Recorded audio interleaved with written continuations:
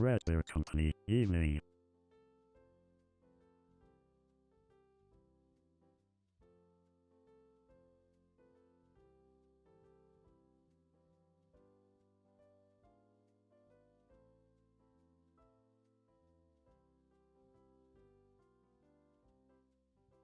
Fredbear Company, oh muted.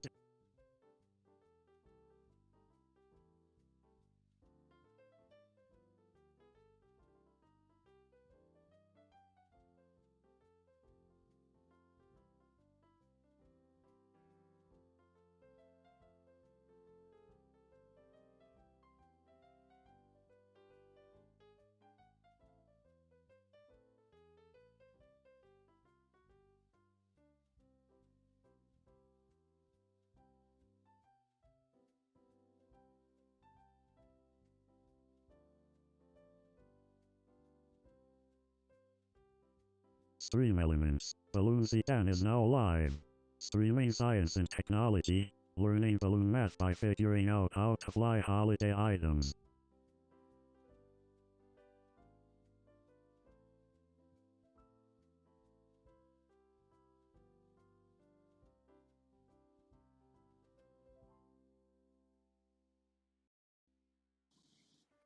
Fredbear How's Company, that? holiday items flying. How is that? Yeah, man, we're gonna figure out how to do flying holidays. If I can turn off this echoey echoey text to speech.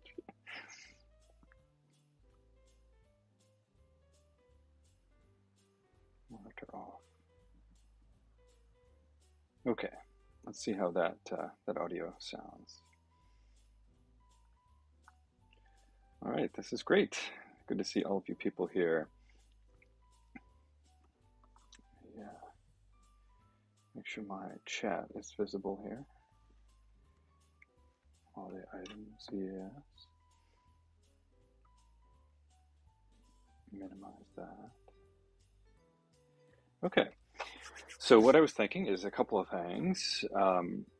There's a lovely little red ball that Angela gave me up here that is turned upside down, and so it forms a nice balloon. Um, we're going to calculate just how big a balloon, how big of a balloon a glass ball might need to be before actually being able to lift A, itself, and B, other Christmas items. On Discord RN while watching your stream on PC. Very nice.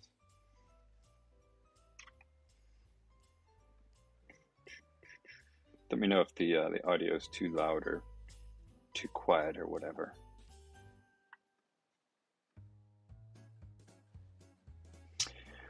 All right, so let's pull up some, let's do a little research here. I apologize in advance. Well, actually, you know what? I can do this so that it's not dizzying. I've got my iPad here. I've been experimenting with this new macOS upgrade where you can actually like share a screen, like to add another screen to your Mac with an iPad. Now. Ah, well, I hope the holiday season is is happy for you. So what holiday item do you think we should calculate first for how heavy it is to see how big of a balloon we would need to lift it off the ground? Yeah, there we go. There we go. I like this. Let's do a screen share. Webcam upper left. Now we need to do a desktop share. Does that work? Oh, it's a little big. Let's fix that. I've not listened to this Christmas stream before, but it seems pleasant enough. It is, most importantly, royalty free. That means the big Twitch and YouTube and Facebook shouldn't smite me for it, but that's no guarantee. No guarantee that they won't actually do the smiting. Fredbear Company. I don't really get in Christmas mood anymore. Well, maybe you'll get in the sciencey mood for this stream at least. No need to be in a Christmas mood. If I if I can get the screen to match this size of the screen thing, it'll be perfect. Let's try that.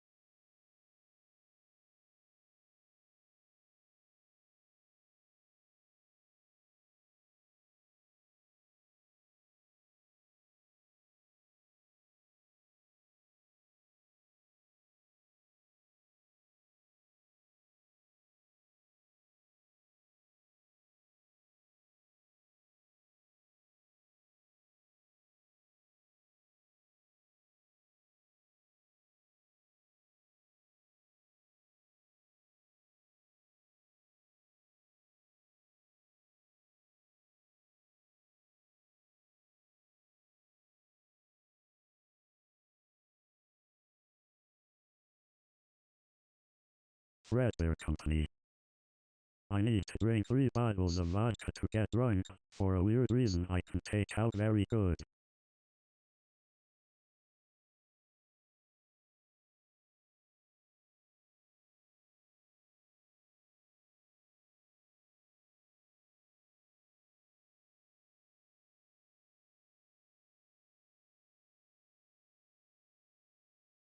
Red Bear Company.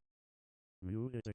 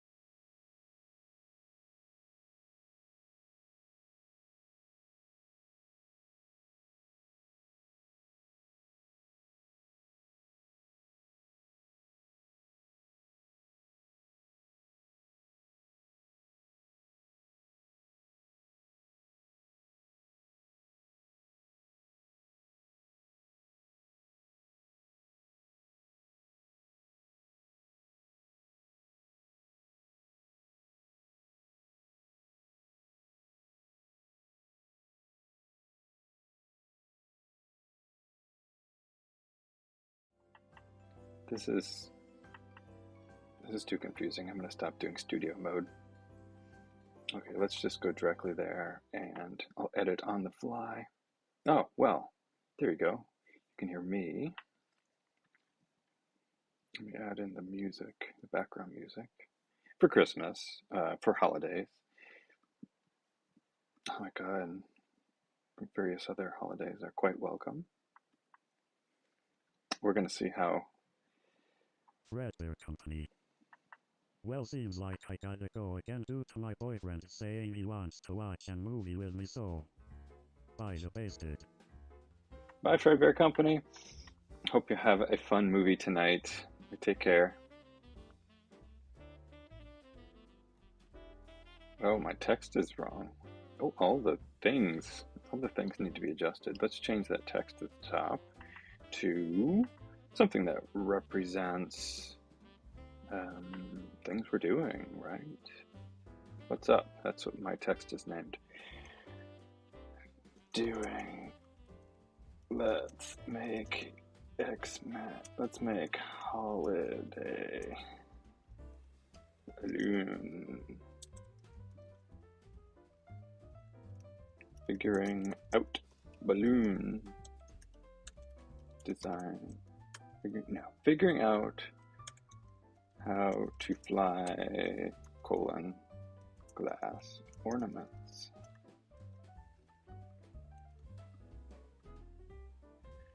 Ideas for what? How fly glass balls. No, what should I say? Let's figure out how to fly holiday shit, holiday bits and pieces. Glass ornament. Balloons.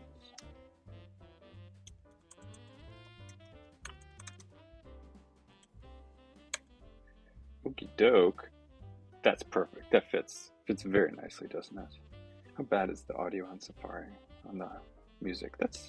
Music is pretty good volume, right? I think it is. Is my audio good? Yeah. The colored line says my audio is good. You see that little Christmas ball? Not quite. That's okay for now. Should I put a little? Let's go find our. Let's go find our Safari, which is where our music is coming from. Oh, there's my Twitch dashboard. Get to see the sausage being made. Let's see, making glass Christmas ball. So we're going to look at what the thickness of the glass is on the ball, and we're going to try and compute if we used this same glass at this thickness, could it fly? Could we make it big enough, a ball big enough to actually fill with helium and fly? And the first question is, can it lift itself? Like, that's actually a thing in ballooning, is if you make your balloon too thick, it might not even be able to lift itself because the material is just heavy enough that it's beyond the lifting capacity of the helium. Let's see. So we have we killed the audio? Have I? I did, accidentally.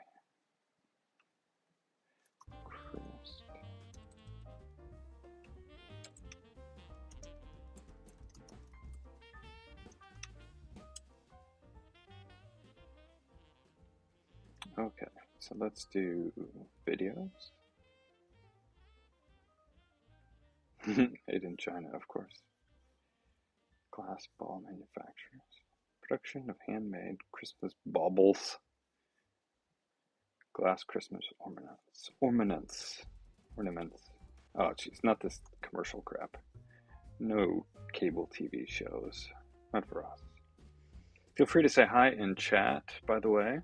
I think, yeah, it should be copied over from through the various platforms. Let me just check. How do I do that? I got Chrome. New window in Chrome. I'll drag this over to my other monitor.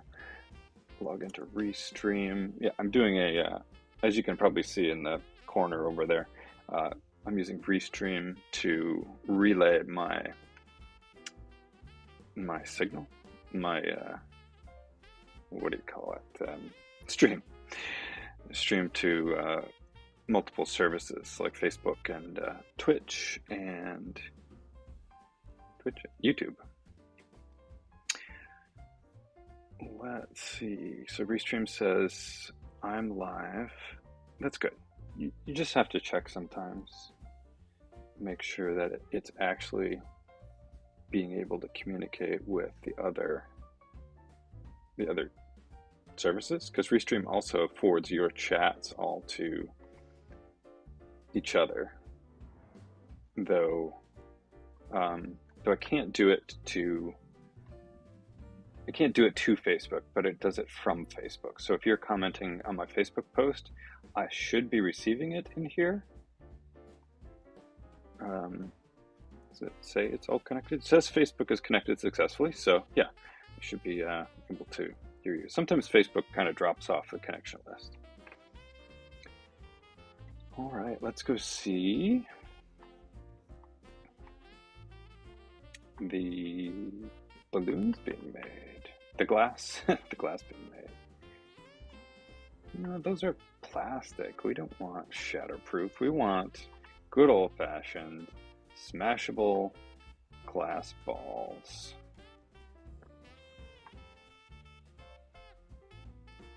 This audio is a little loud for me. Is it loud for you too?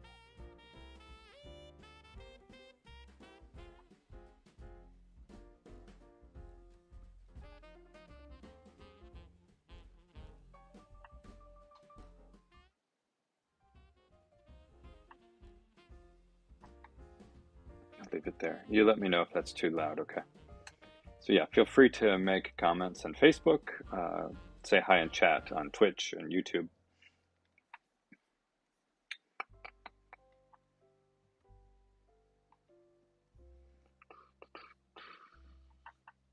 Okay, so we want YouTube. Let's go right to the source, YouTube.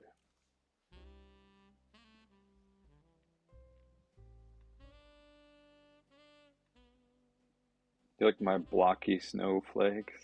They're pretty fun. Christmas ball manufacturer.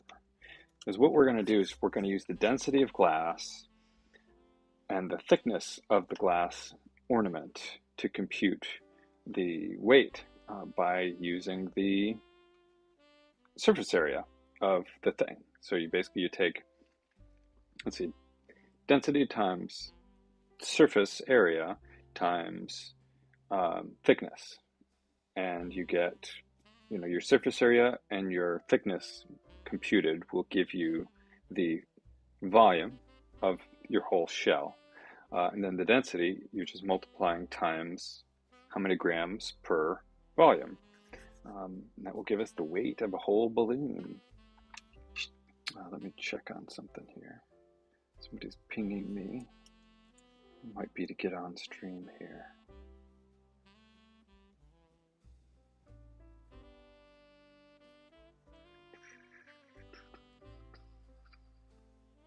I'm not too keen on the religious part of the holiday, but the music is so cozy, right?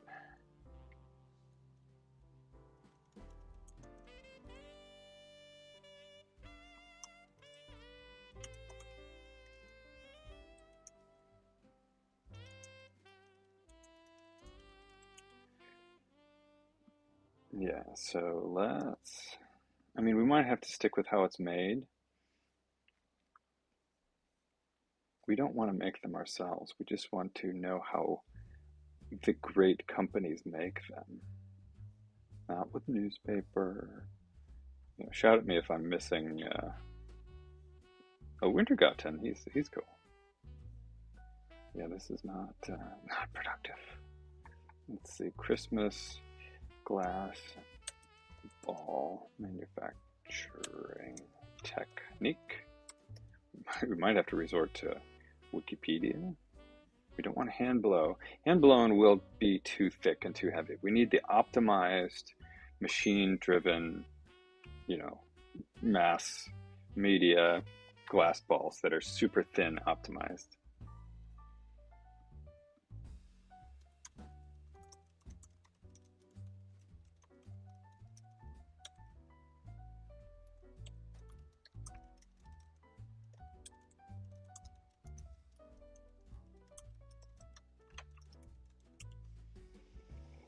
So we want to find none of the hand-blown stuff. I guess we're going to have to fall back to the network TV show.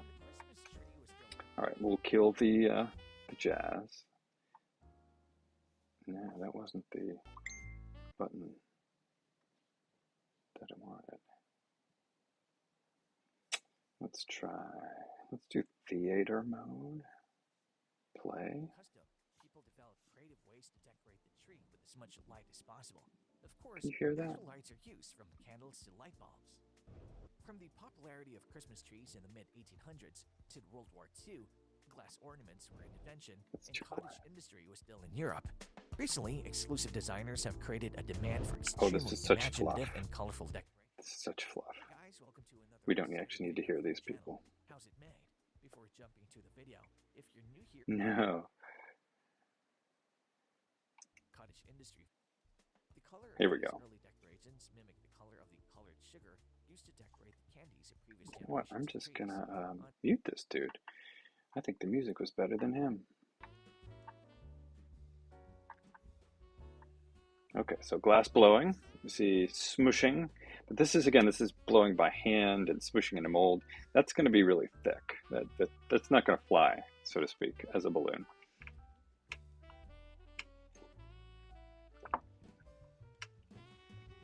Not an ornament. Cute. Yeah, this is the my goodness. These TV shows, they just drag everything so far out. Sheets of glass, imagining super thin. You know, at this point, I think I gotta ask the guy to talk, because he might have, like, the thickness number. Corning's looms can produce Corning can produce more than 2,000 decorative balls per minute. I really don't know why they would involve World War II in this.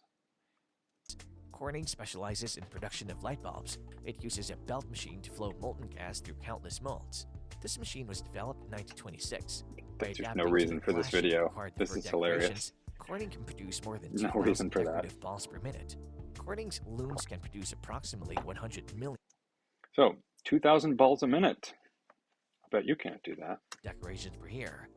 Manufacturing process of glass Christmas ornaments. Mass production jewelry. To be precise, in the factory, large amounts of glass are melted and flow through a series of Pretty. molds and ribbons. When each mold moves to a position So this is not at all what they're talking about. in front of the glass flow, as a rest air is blown.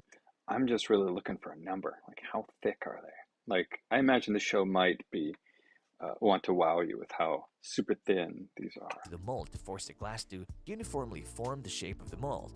As a result, using clear glass, the size range is approximately 1.75 to 5 inches in diameter. Next, Okay, the there's a number. decorations are Not the one we want, but it's a number. That's how big the ball is. moved to the site via conveyor belt, where they're coated with Notice these do silver look like plating conveyor solution belts. on the inside to provide mirror-like reflective belt, where they're coated with silver plating solution on the inside to provide mirror-like reflective properties, which Yeah, that's pretty cool. They use silver chloride to actually create that mirror on the inside. You just throw in a solution of the silver chloride and you swirl it around in the glass, and the silver just sort of precipitates out and coats the glass until it's a pretty mirror on the inside of the glass. shown through the outer coating and later applied to the outside by dipping them in a water primer or primer. There, After that's the primer silvering. is dried, the Right balls there. are See it? transported This is pretty, right? by conveyor belt to the paint station, where they're immersed in the paint. Red and blue are the usual basic colors. Speaking about the designs, they can be added by machine or by hand and may add painted design, frosted, sparkle, Pretty. or glue decorations. Besides, glass manufacturers can also produce spun glass or glass fiber to decorate ornaments. Simple decorations are also made for those who like to decorate their decorations at home. Whoa, that's interesting. The growing crystallization of some coating there. Meanwhile, the metal hooks and What hooks is are that? prefabricated according Sure to they're the not gonna standard size explain of it the top all. of the ornament, and the ornament is fixed with a machine after decoration. They're made of light metal such as aluminum or tin, so they're not too heavy for the ornament. Lastly, the completed bulbs are then transferred to the packaging plant. Making of handmade jewelry. Modern glass blowers began to produce handmade decorations using glass tubes made by suppliers. The craftsman can melt or cut the tube into the required amount of glass for a protect and maintain on the footpad. They can have glasses and glasswork shape. Cool stuff. A pipe called a claim that hand easy to break. It has an inherent disadvantage. Sorry, I'm That jumping is, around the here. thickness of the glass may be uneven and easy to break. The highly Yeah, skilled German thickness? artists combine glass and How blowing thick? skills so perfectly Tell that me. handmade decorations may be more durable. In the next step, the silver plating solution is injected into the stem and rotated to cover the interior of the decoration. Does The anybody silver know how plating thick solution can be glass omitted ball to is? produce a We're translucent willing to smash decoration one that owns a that only caliper. uses the outer paint color and has low reflective quality. Dip the silver-plated hard casting into the white primer and let it dry. Is it Designer primer? jewelry use a palette Huh. of colors and details before the painting include glitter and dries. The remaining individual description below. Yeah. Also subscribe to our channel for more informative videos. Not a surprise. They did not deliver any useful information, such as mainstream media. Excuse me, network science shows. We might have to just go Google for words. Handmade. Handmade. I mean, these handmade ones, they aren't like rough blown. These, I don't know. The hand blown is not going to be consistently thin. We can just take a shot. I mean, I have some balls that I can just grab and like eyeball the thickness, which is probably what we'll do. If any of you guys have guesses you want to throw in for how thick the glass is on a glass ball, by all means, go for it. Give me a holler. Glass bottles, glass ornaments, handmade. No, we don't want handmade. All right, let's go to Google for. I can't resist looking a little more. All right, let's go to Google for the information. Glass ball thickness. It's not going to come up the first try. Christmas.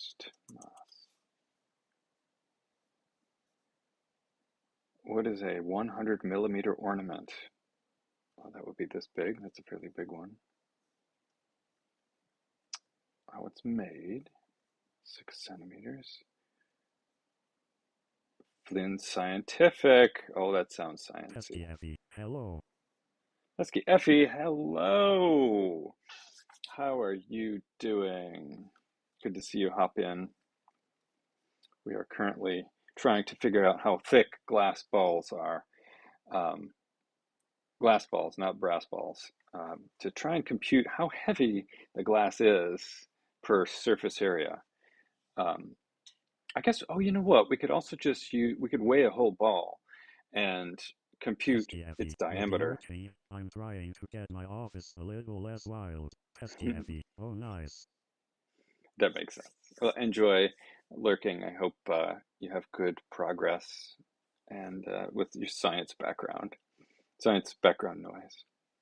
So, okay, so if I can't find the actual thickness of these glass balls, I have some. So what I could do is use a very fine scale, like a very low mass weighing scale to weigh the ball precisely.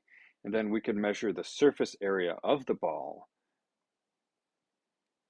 And if we, this is really working backwards, that would give us the weight per surface area of the ball.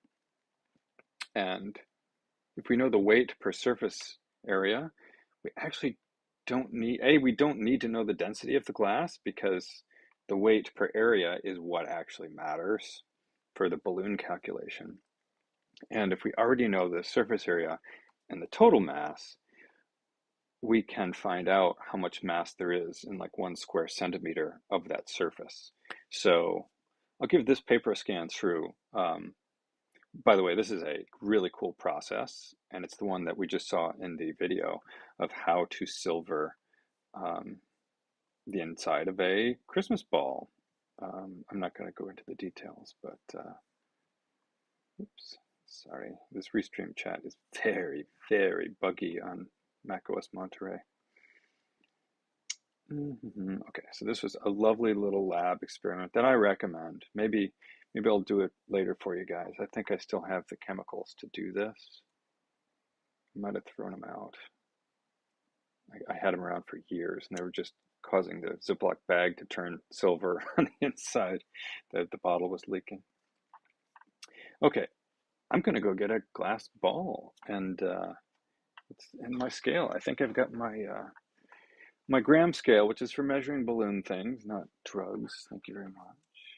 I'll give you some music.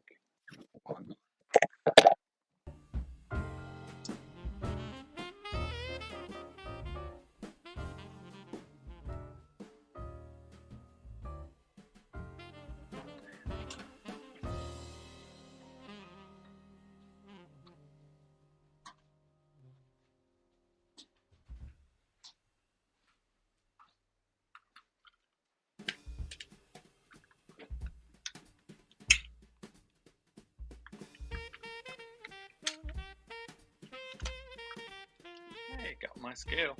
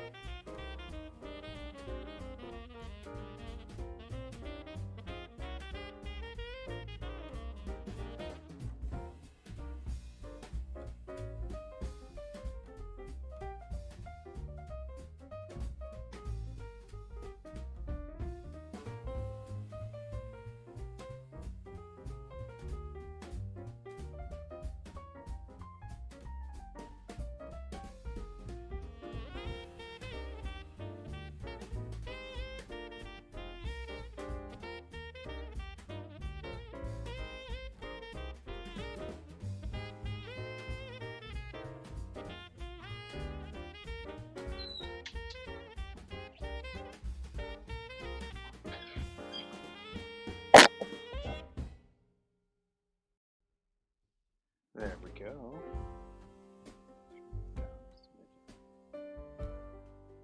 Just a little. Down a little. Okay. So I found a ball. I found a Christmas ball. So this is exceedingly old. I would, from the font on the box, I would estimate this is 40 years old. So maybe 45. The font was all like, honestly, maybe 50 years old. It was all sort of hippie shaped and things. So far predating me, or at least equaling me. I'm 40. Okay, so we only want to wait. I should move this. I'm looking at me to see me on stream where I'm aiming the camera and it's distracting. Okay, so we're only going to weigh the glass. We don't want the metal, so just pull out the little springy thing. These things just go inside the glass, the mouth of the glass. So we extracted that, and now we have glass. And you'll see it is shiny, like we saw in the videos. And that is the silver nitrate process, or silver chloride process that goes in here, and they swirl it around and then they hack off the tube. So, and then of course they dip it in the paint, as we saw, to make the blue coating on the outside, which has scratched off to reveal the silver mirror inside, if I'm not right in the way of the snowflakes. Anyway, okay, so we'll measure this. Yeah, you know what? This is it's gonna be tricky because I'm pretty sure this is heavier than this. Like, this is thicker than this. But if we think about it, this was a tube. This whole thing was a tube that was this size. This was the tube that this got blown out of. Like, it expanded up. So perhaps we could assume that the tube being this long, originally, from here to here, means that this much tube weighs as much as like this much sphere. So by that logic, we could just assume that the sphere is this big, right? Am I right with that math? For computing the mass density of the glass? You know what? It doesn't matter. This is all a fun thought experiment, so. I mean, we could make a flying glass balloon, but it might be difficult. Okay, so let's do that. We will be as close to accurate as is reasonably possible. So let's. Shall I do this on a sketch pad or a plain old spreadsheet?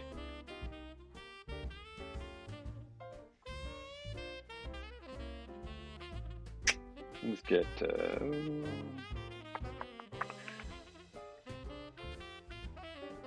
I really should do it on sketch. shouldn't I? Yeah, I mean, it's more fun that way. Like, you're gonna have to occasionally see my open broadcaster interface because I can't use it on my second screen, but what's an infinite mirror effect between friends? Okay. Why don't we leave it on this while I'm pulling up my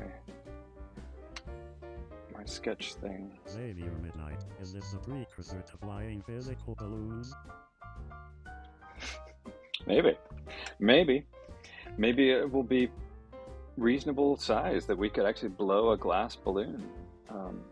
It will definitely have to be like as thin as the ornaments. Xavier Midnight, thanks for the follow. Thank you for the follow. That's great. Welcome, by the way. Yeah.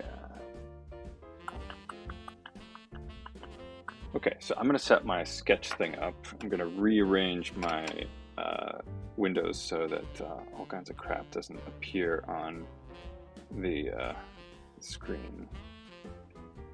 Okay, my stream is healthy. Of course, you all see this, the text.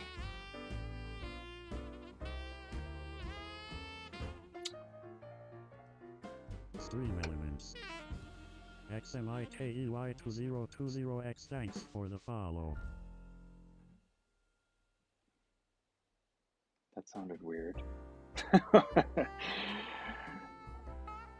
Okay, so I'm going to open the chat program, the sketch program, and we'll be able to see my scribblings here on screen for our balloon math. XMIKEY2020X, nice robot greeting. Thank you. The voice or the the text response. These the text responses I've just set up.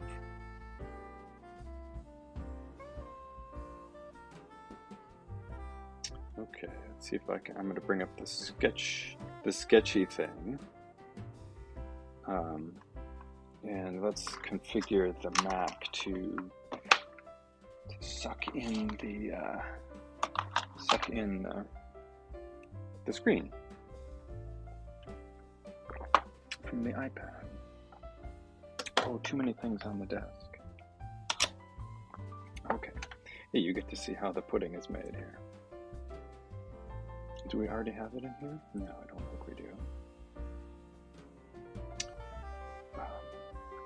Is it QuickTime? I think QuickTime. I think we have to do QuickTime. So if you too want to suck in video and audio, or audio from your iPhone or iPad, you do QuickTime Player, new movie recording. There we go. Your iPad has to be connected via USB, and then you can change the camera to iPad and the mic to iPad if you want to. We're not going to use the audio, but you can see the sketch app here. Wow, that's big fat things over there. That's gone thing. I just want to get rid of these ugly green things. That's everything. More. There we go. Okay. So let's look at what? What were we going to look at? Oh yeah. So we're gonna do a lot of scratching out and starting again here.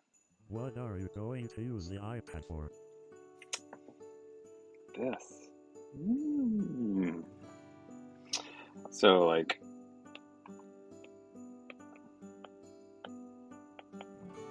We're gonna do some math. Maybe. I'm horrible at handwriting math, but I figured it would be more entertaining than a spreadsheet, which that's actually the way I do balloon math. And we'll probably resort to that after a little bit here, but it's a little prettier. Maybe we'll make this a more festive, wintry green or blue. What do you vote for, green or blue for our sketching math? Xavier Midnight. Excel is hard to beat. It is, but we'll start with the fun stuff. So maybe I could do like, is this a good shade of blue? That's kind of purpley. I could do, is that wintry blue? No, it's too navy. I guess the blue on white is the tricky bit. Lighter blue? That looks like a gloomy sky. It looks sort of wintry. Okay. And I'll go with that unless you prefer green. So I need to turn my anti-squiggle down a little bit. That's better. Thickness. Okay, that looks good. I'll turn it around so I can hold the thing without the cord poking me in the butt in the stomach. Okay, so what we're going to start out with is we've got a it's still too anti-squiggly. Glass ball, that's better. My expert drawing skills, as you can see here. We have, let's change our tool, yeah, tool. Let's make this, whoops. Whoops. See, this is why I like this this app, is because it's so uneasy to undo and redo. Okay, this dimension here. Oh, that's too skinny, too thin for stream, isn't it? Let me, let me change the view so you can see this much more clearly. I'm just going to give you the whole iPad, full screen-ish. Window capture is what I want. Window capture. I'm going to add iPad miss. There we go. Now we're going to find QuickTime. Oh, that's a little big, wouldn't you say? Yeah, you're getting to see how the sausage pudding is made here. And let's bump our little, bring that way down. Xavier Midnight. Are you considered a meteorologist? No, I am, I'm considered a, there's no real term for it, but I prefer balloon scientist or balloon science engineer. My official title is often stratospheric systems engineer. My focus is making balloons fly for long times and making them more reliable. And we're talking about like the scale of flying for months at a time in the stratosphere, which is a pretty long time. But in the course of figuring that out, I do have to learn a bunch of meteorology. So yeah, I would say I'm an armchair meteorologist. That seems more accurate. What am I moving? It's not the Xavier iPad. Midnight. I was trying to distinguish you between Bobo the Clown. I consider him a balloon engineer. Carol Bates, VARK, Tech. He does engineer balloons. So let's stick with stratospheric balloon engineer, because for reasons I could get into if you really want, his balloons will not make it to the stratosphere. I mean, unless they're dragged up by one of my balloons to the stratosphere. Okay.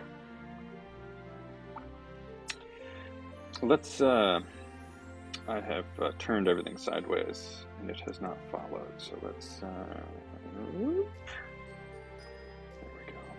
Isn't this app amazing? Like, this finally got me to like do drawings for Xavier things. Midnight. If he did his show from inside a plane, even more complicated. Even, what? So we've got from here to here is, should we do a different one for text? Let's make that smaller. So this is We're going to go metric tonight, friends. So what is one... Let's do it on the iPad. What is 1.75 inches in millimeters? 44.45. We'll say 44.5. So 44.5. You guys let me know if anything I write here is too skinny to see on the stream for resolution reasons, okay? Okay, so our pretty little glass ball Xavier Midnight. is 1 3/4 inches. That math and it'll solve it. Oh, that's cool. That's really cool. Visual math computations. Computating. Okay, so this is 44.5 mm.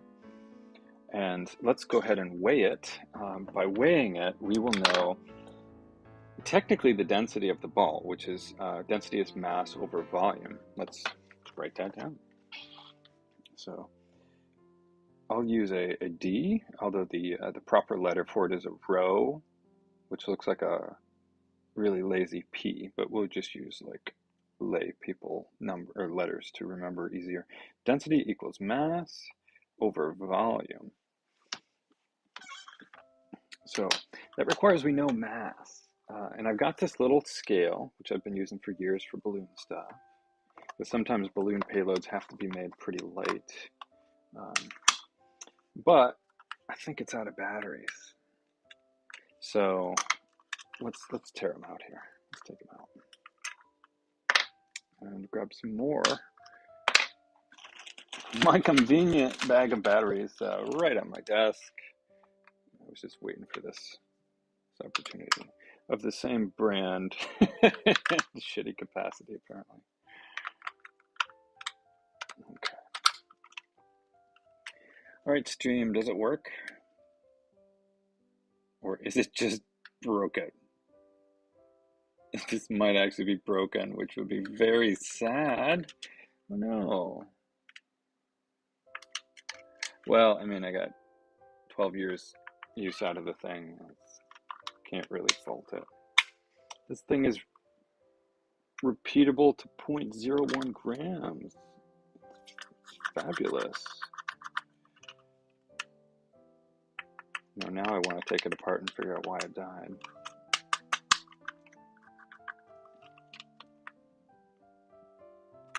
Okay, well, what else can we do? How can we do this? That's a bummer. Oh well. Okay, let's estimate, because again, we can double check our math with real numbers later. You know, when we get to the actual balloon manufacturing stage. So I'm gonna give this a scientific wild ass guess here. What would this weigh? It's very light. Very light. Xavier Midnight. Very light. Now light. tie that to a balloon and send it into the stratosphere. Oh, you know, we should. We really should. I totally could. Maybe in a future stream we will send this little guy up. Get a picture of them dangling and sparkling in the sun. It's so beautiful up there. The black sky and the brilliant sun and the little cloudy earth below. Okay, so I'm going to estimate the weight. Do I have anything like to compare it against? Do I have any like coins? You guys know there's like, it's easy to reference things to coins because coins are pretty reliable in keeping their weight. Even, you know, they'll get scuffed, but it doesn't take much weight off. So I got a dime here, an American dime from 1985. And what I'll try and do is the very inaccurate attempt of comparing their masses. You know how heavy a dime is, that massive. You know, they're not much different, I gotta tell you.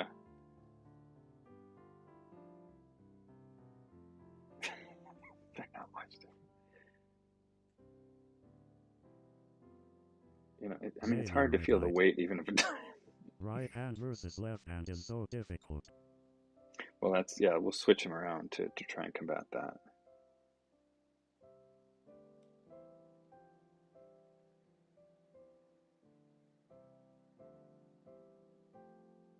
You know what? I think these are very close in weight, for as randomly coincidental as that might be and biased as that influence might have been from grabbing it first. But you know what? Let's use it.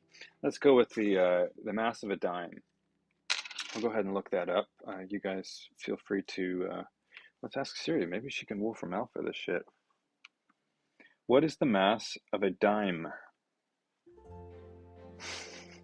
Fuck yeah, Siri. 0.08 ounces. I don't like your units, but I'll take it. What is 0.08 ounces in grams? 2.27. Fantastic. So, dime equals 2.3 grams. Okay, let's see. Ball equals dime. Ball equals 2.3 G. Is everyone following? I'll have office hours afterwards if you have questions. No, feel free to ask. Okay, so that means our ball, we're going to assume, weighs 2.3 grams. And as you can tell, the dime is pretty fucking light. But so are the balls. Like if you've hung them, whoa, or dropped them. The little metal thing is about as heavy as the rest of the glass for these little small 44 millimeter balls. So we've got, oh, this thing really wants to roll off the table. All right, so now we have the mass. Now we need to compute the surface area. So we know it's a sphere, 44.5 millimeters in diameter. So what we want to know here is, so, oh, where am I? Stream elements. ZWEIMD, thanks for the follow. Yeah, thank you for the follow there. Is my graphic here? I think so. I've never seen my animation kick off for stuff. But anyway, yeah, thank you for the follow. So if we do let's see, the formula for sphere. I need to turn off the anti-squiggle thing even more. Sphere. Let's see, we want area.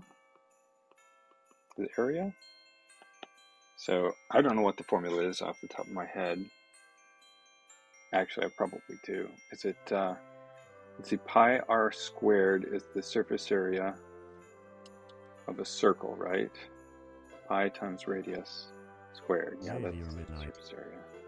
Do you have a simulation program on your computer, iPad? Probably. It depends on the type of simulation you're looking for. I have a wind tunnel. I have some Autodesk stuff. I used to have Wolfram Alpha's thing, Mathematica. What's the formula for a sphere area? Pi r round. Spherical coordinates? Really? Pi r round. Yeah, pi, yes. The pi's are round. Yes. You are not wrong. What is the formula for the surface area of a sphere? There we go. Diameter squared multiplied by pi. That's pretty easy. We happen to have diameter. Oh, you know what? D. We used a D up here, and that's... I'm gonna just rewrite that as...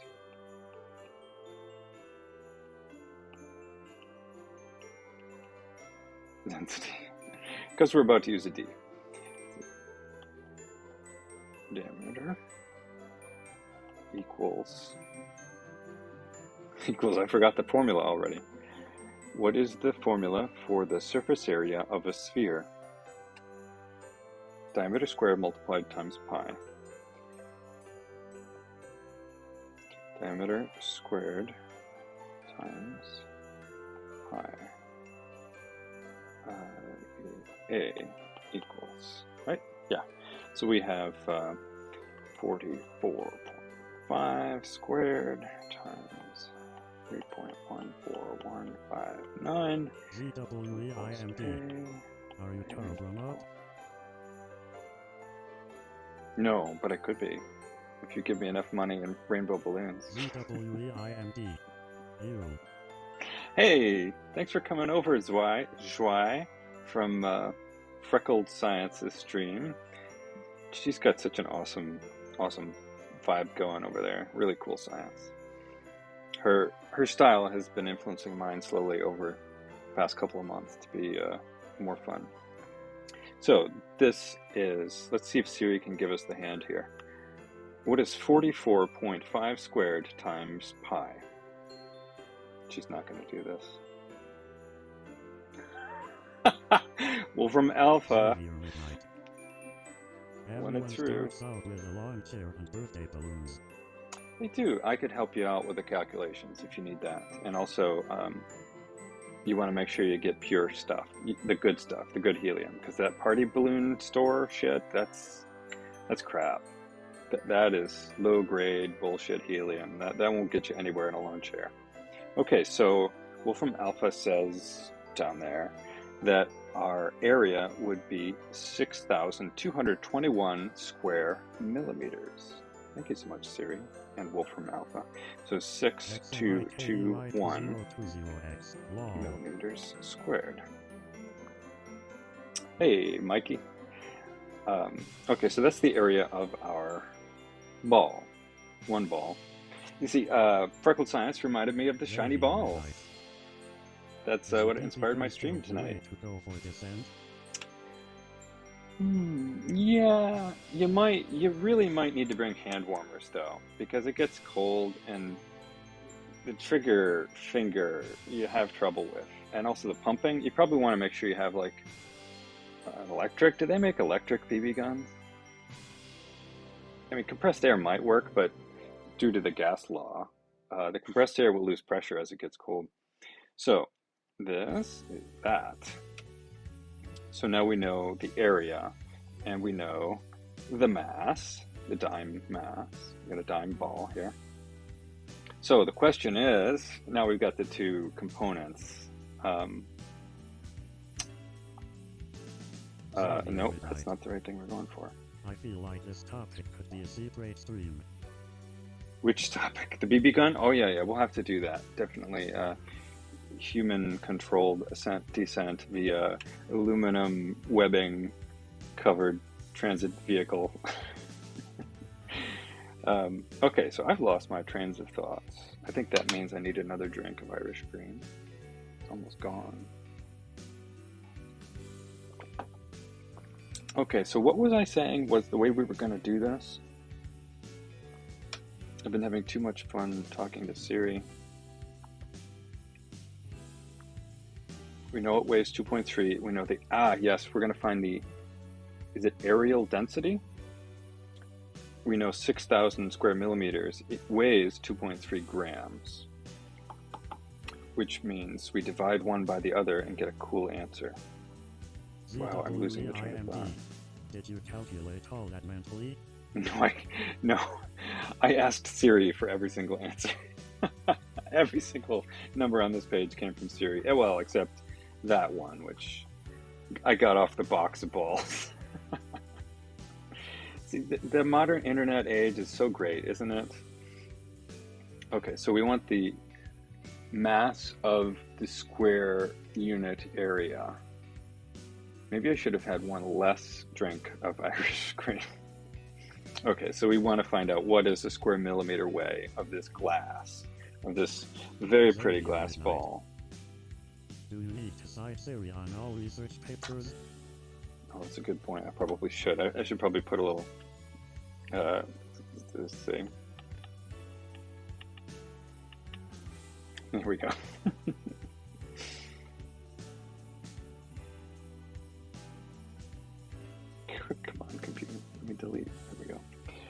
Okay, so we want to find, I can't remember like what the words are for area density. We're just going to say area, I can't remember the right word, equals area over mass. I think I'm doing something wrong here, folks, but I think we're going to get to the right answer. So we'll just say AM. If there's any sciencey people out there, give me a holler for what the term is for this that I'm forgetting. So we've got the area is 6221 millimeters squared. We divide that by 2.3 G's, and that gives us, what is 6,221 divided by 2.3? 2,700.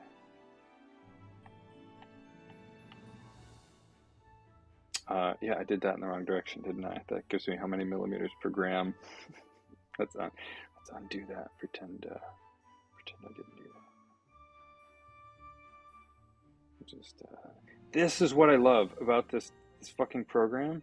Like before, I was just always discouraged because, you know, once you screw up writing on a piece of paper, you got to like start over again. Nah, fuck that shit. Now look at that. We've done the right calculation. What is 2.3 divided by 6,221? Very small. Very, very small. So that is 3.710 thousandths of a gram per square millimeter, which, you know, sort of makes sense. Xavier Midnight. Undo is the greatest computer invention. Is 6,000 millimeters reasonable for this sphere? Now that I'm thinking about it, let's do a little mental sanity check. This sphere is 45 millimeters in diameter. And my crude Siri hacking came up with the answer of this is 6,000 millimeters squared area. And what that means is it's 62 square centimeters, which can't be right.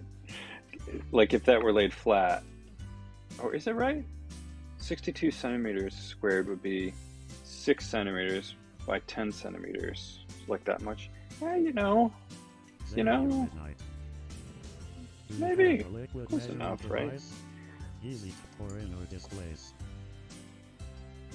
I don't have enough Irish cream though. Yeah, you know what? I thought about that.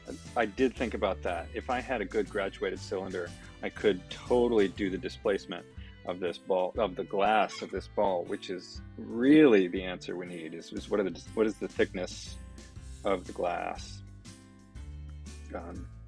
Which, you know, it really, the reason why I want to know the thickness is because we'll use that, we'll project that as the thickness of our whole glass balloon. And then we want to know the density of the glass, which is, you know, pretty easy to look up, but we're having fun here. Okay, so 0.0037. So AM equals 0.00037. Very low. So grams per millimeter squared. Okay, so that's for every square millimeter on the surface of this glass, that weighs 0.00037 grams. So two materials. Oh, that's right. And like Amanda did, it's silvered. It's silvered inside. It's got blue paint on the outside, but the paint is flaking. So yeah, it's got three materials. Three materials. Yes, you're right. So in order for these calculations to work out, we're going to have to silver the whole balloon and paint it blue. You know, that's not too hard. All right, so this gives us our areal mass. And that really is what matters for computing a balloon envelope. Because what you really need to know is, what is the weight of your actual film, your plastic, your glass in this case? Because the weight of that envelope has to be lifted by your helium. Like, it's not just your lawn chair that you got to compute as being lifted. You got to lift your own fucking shell up along with whatever payload you've got. And the implication of that is, the extension of that is, if you're too thick of a balloon, you won't even lift off the ground yourself, no matter how big you get. Let that sink in. In fact, there's a pretty cool curve where you've got, let's change colors for conversational topics. So we've got two axes here. We've got, let's just say diameter. We'll assume this is a spherical giant balloon. Midnight. And you've This got applies to meat suits as well as balloons.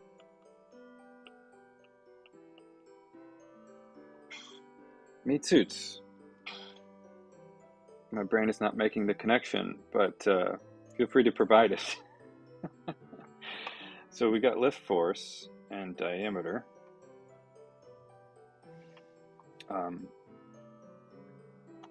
And what this is, there's a very like basic cursory function here in ballooning, where as your diameter goes up, your lift force goes up. But this is including the mass of the envelope. So as you get up more and more, your volume of the envelope is increasing, but the surface area of that enclosing that volume is increasing faster. If your body is too heavy to lift, you won't leave the ground. Well, you're not wrong. Anyway, as your balloon gets bigger and bigger, there's a point where it can no longer lift itself. And the bigger you get, the heavier your balloon gets, and it can't fit enough helium to lift more. Like, as the balloon gets bigger, the envelope starts, at this point, the envelope, the bigger it gets, anyway, the bigger it gets after this point, the heavier it is, and you can't fit enough helium inside of it to lift the extra mass of the surface area that is enclosing the extra helium. So, cool, right? You've got to live on the backside of the curve if you're a balloon manufacturer. Okay, so we've got this for our answer of how much does the surface area weigh. So now that is going to go into our very boring balloon spreadsheet calculations. But we can do a little off-the-cuff stuff before we get into the spreadsheet itself. Let's pick a prettier color, right? Let's go back to blue. Let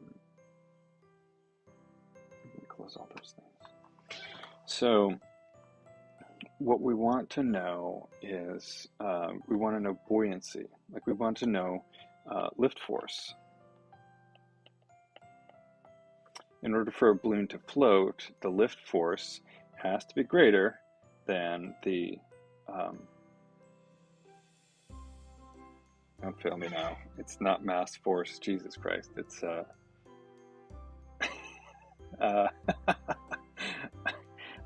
drinking coffee instead of Irish cream. We're just going to throw in weight, okay? Which is mass times acceleration. Yeah, that's force. We're just going to put weight for now. So your lift force has to be greater than weight to fly.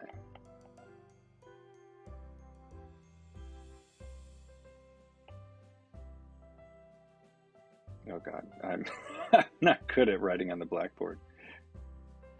Okay, we'll just imagine that this applies to the left-hand side there. Okay, so that means we have to compute the weight. It's honestly, it's an iterative process to compute how big does your balloon need to be to include, like, how much helium do you need to lift the balloon itself? And that means you have to make the balloon that big, and then you have to compute how much helium is required to lift the new size of the envelope, which means you're going to have to expand the envelope to include that helium. And it's an iterative solve thing where it's just, you get closer and closer to the answer and then you give up being close enough. But we'll do this more simply. So buoyancy is, let's just dodge into buoyancy here. So I should try to I should try to write a little neater for y'all. Buoyancy equals buoyancy. It is the mass, the density, the difference in... It reminded me of the lead balloon experiment. What a pain to construct. Yeah, seriously. They actually did that where I've worked on balloons. I think they did that over at the Moffett Field hangars on Mythbusters. They did the old airship hangars. And that's actually where I used to work on Google balloons, those same airship hangars. And they did not use the most efficient shape for making a balloon out of flat sheets. I could have helped them with that. They could have used less lead by using a trapezoid. Not a trapezoid, a tetrahedron. So buoyancy equals, I'm not really good at remembering this math, so we'll just ask Siri. What is the buoyancy formula? I'm more of a big picture thinker.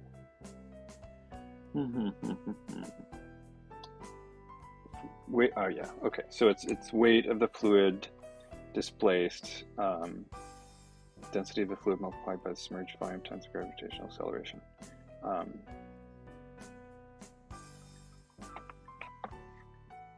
You know what? Let's just dive into my balloon papers for this, because that's half the fun, is looking at the old balloon stuff.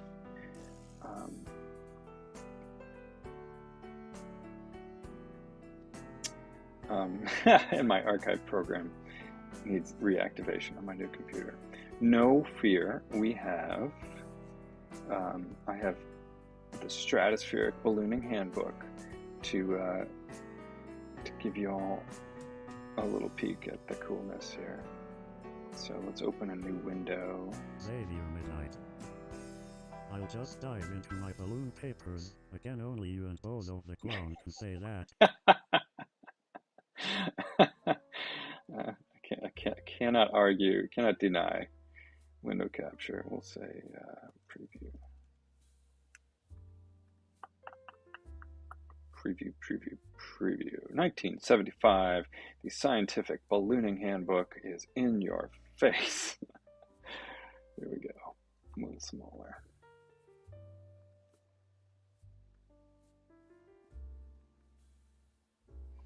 Okay, so this is like great legacy thing. You know what? Let's just do desktop, because you're missing all the fun Christmas lights. Where's that window? iPad, turn down iPad. Turn down preview. And we'll turn up. I've turned all the wrong things off, but that's okay. Okay, now you can see the Christmas lights. So the Scientific Ballooning Handbook is like the go-to reference. It's like 500 pages long. Let's just search for buoyancy, and I know I spell buoyancy wrong all the time.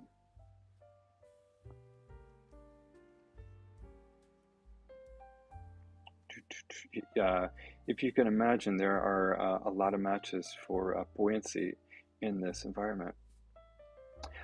There we go. That's the buoyancy equation. That is ridiculous. Come on, let's simplify this down here, or unsimplify it. I know there's a simple form of it. Oh, these guys are getting too academic already. I mean, this is great stuff. Okay, we'll just do the old-fashioned buoyancy formula. The funny thing was I pasted it in a tweet preview photo just 3 hours ago. That's better, right? That is better. Okay, so FB equals negative P negative rho times gravity times volume. Buoyant force equals the fluid density times the acceleration of gravity. So basically, what buoyancy is the you need your weight of your thing to weigh less than the weight of the air that you take up. So this music is too loud, and I'm going to turn it down. Where is it? There we go. At least for me. And also not very good. Got another song here. No. It's like an hour long. I'll just restart it. Okay, so yeah, your buoyancy equals the, sorry, I'm losing the thread here, y'all. So buoyancy equals your density relative to the density of the air around you. That's the most simple thing, the most simple way to do it. So that's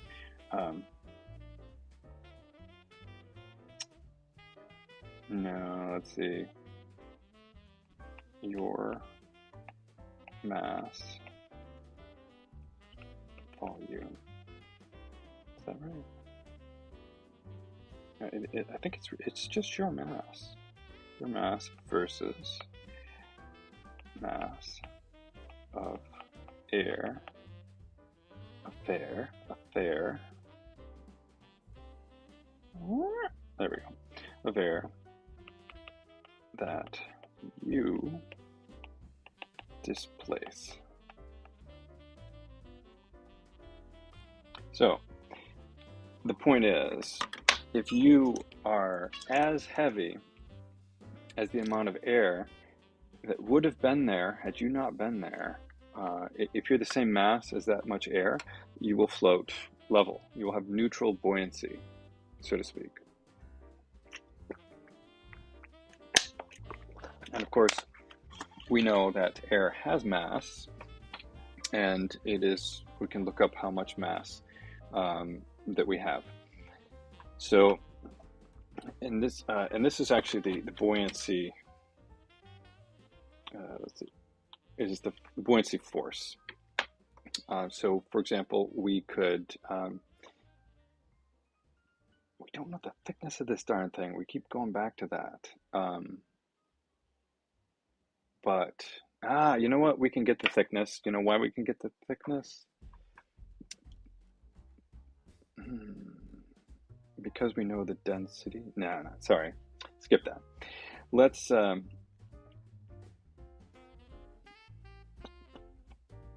do we want to go with this? So we know the. Yeah. So in a balloon, what you have for your mass is we have balloon system. We have mass of the balloon system, and that equals, let's see, envelope.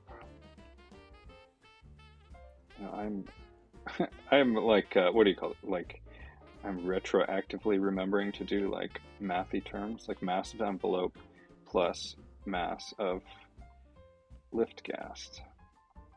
And your lift gas can be whatever the fuck you have inside the balloon.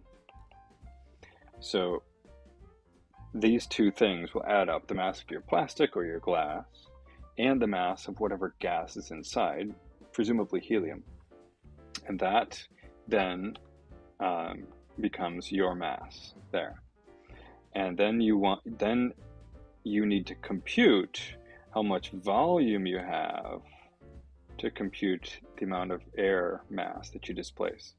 So to do that, to do the volume, I don't know how to get my colors back.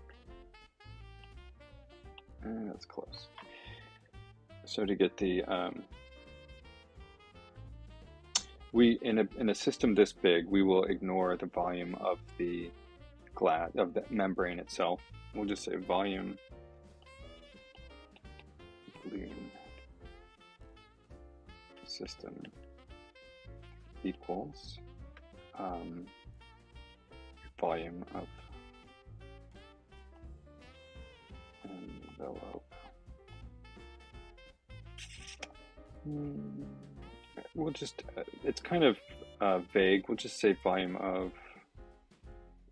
hold on, let me, mass of envelope material. Volume of envelope. So we now have mass of the balloon system, volume of the balloon system.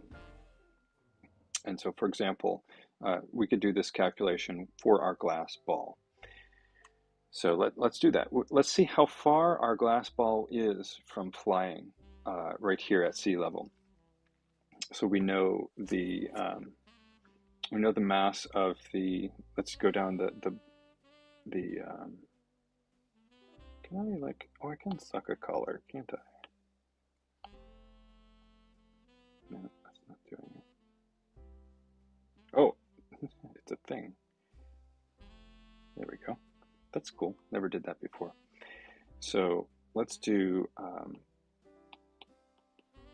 glass ball lift at home. So we know the mass glass equals, what was that, 2.3 grams? Yeah, 2.3 grams. 2.3 grams. And the volume glass equals,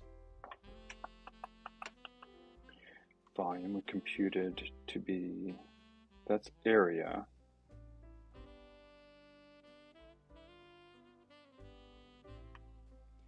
what is the volume of a sphere 44.5 millimeters in diameter?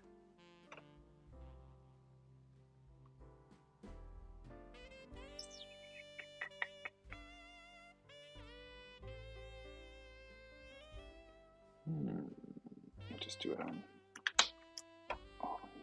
Safari here. Sphere calculator. Volume. Radius is 22.25. The volume is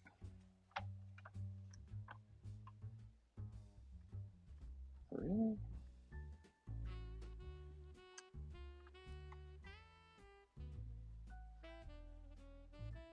Okay, so the volume,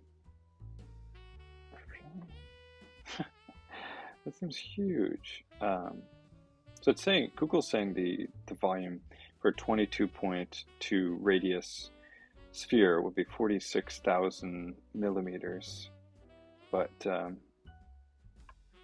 46,000 cubic millimeters, that would be 46 cubic centimeters. That really doesn't seem right. That doesn't seem right. Let's ask Wolfram Alpha here. Let's do Wolfram Alpha. Here you can see my poking around. Wolfram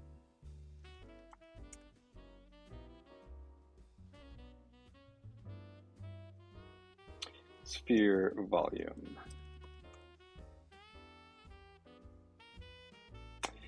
So 4 pi radius divided by 3. Let's do it as a calculator. What is sphere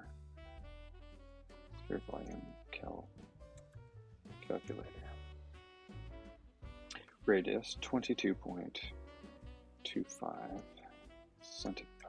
millimeters. It is. It's 46 cubic centimeters. That just seems huge, but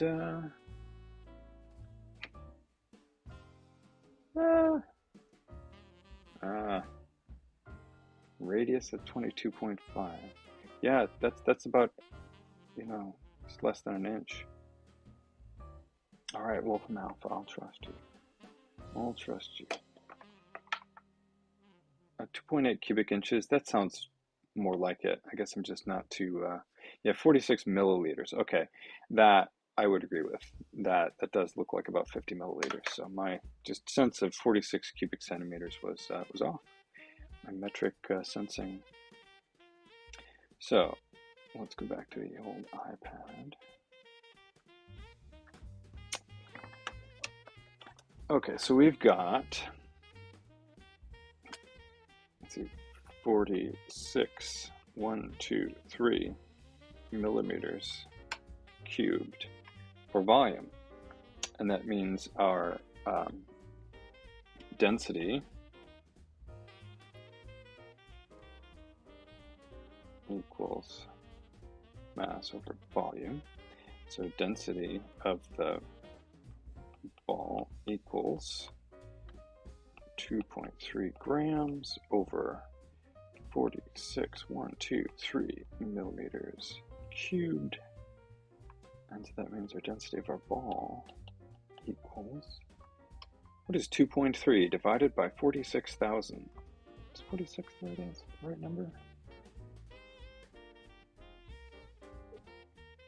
Was that the right number? Yeah. And I missed the series answer. What is 2.3 divided by 46,000?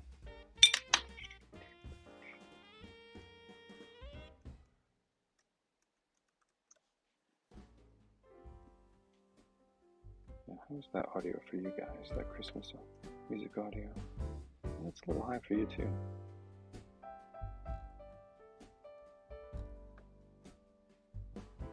It's still high, right? It's a little better. Okay. So the density of this little balloon glass. Wait, what? Density equals mass over volume. No, that's not right. Because, oh, right. So,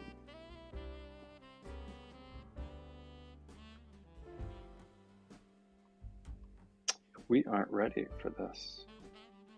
That's mass of the glass. Now we need mass helium. Now we get into the ideal gas law. And that is so mass of helium, in order to get the mass of lift gas helium, we need to know the let's just throw some shit out here. So we need we're going to need the old PV equals nRT equation, the ideal gas law equation. And what we need to know is, as a starting point, we need to know this one, or this is our this is the number we need to find out from this part of the equation. That will give us the number of moles of gas that are inside of this little ball here. So right now, we know, we'll go back to blue, go to green. So let's see, conditions.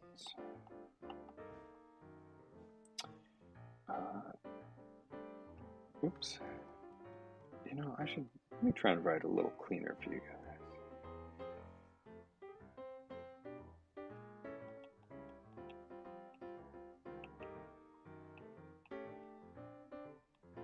Home conditions.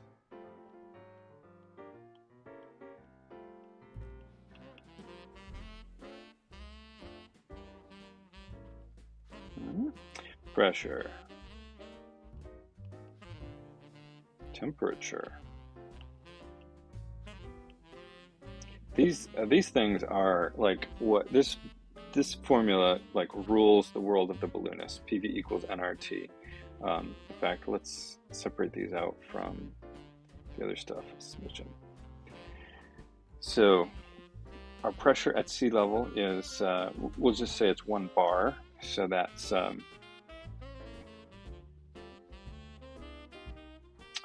100,000 Pascal. I'll go easy on you guys. We'll just use 1 bar. 1 bar. And our temperature, let's say it is at 20 C. What's 20 C in Fahrenheit? 68. So that's for all of the Americans at home there. It's 68 degrees. It's sort of comfortable room temperature. So our pressure and temperature we know here, pressure, temperature, and we just computed the volume right up there. So let me clear these out. Oops.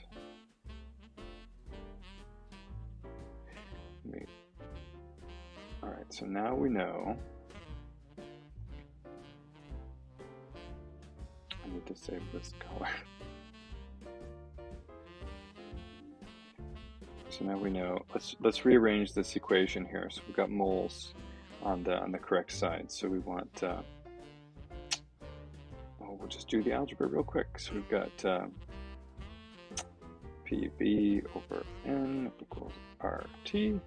That means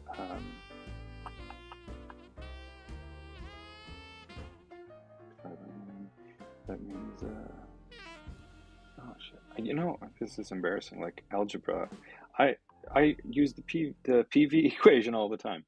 So let's do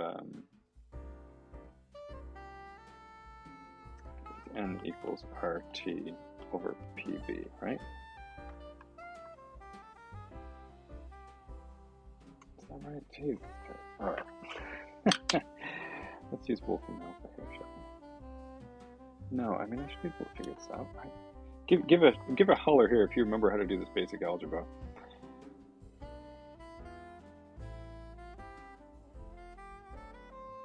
RENJITHRAGHAVENDRA P equals nRTV.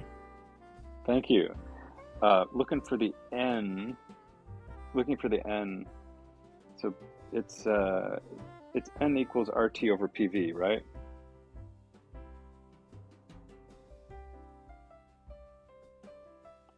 I'm thinking it's RT. RENJITHRAGHAVENDRA K. RENJITHRAGHAVENDRA. Yeah. Renjith, thank you very much. My algebra is what often most sillily slows me down in balloon math.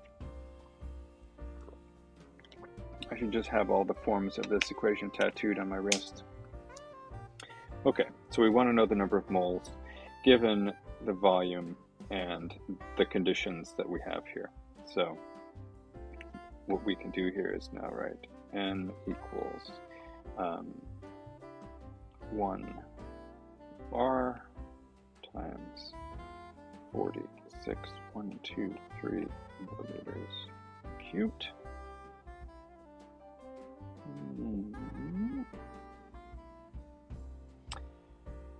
And under,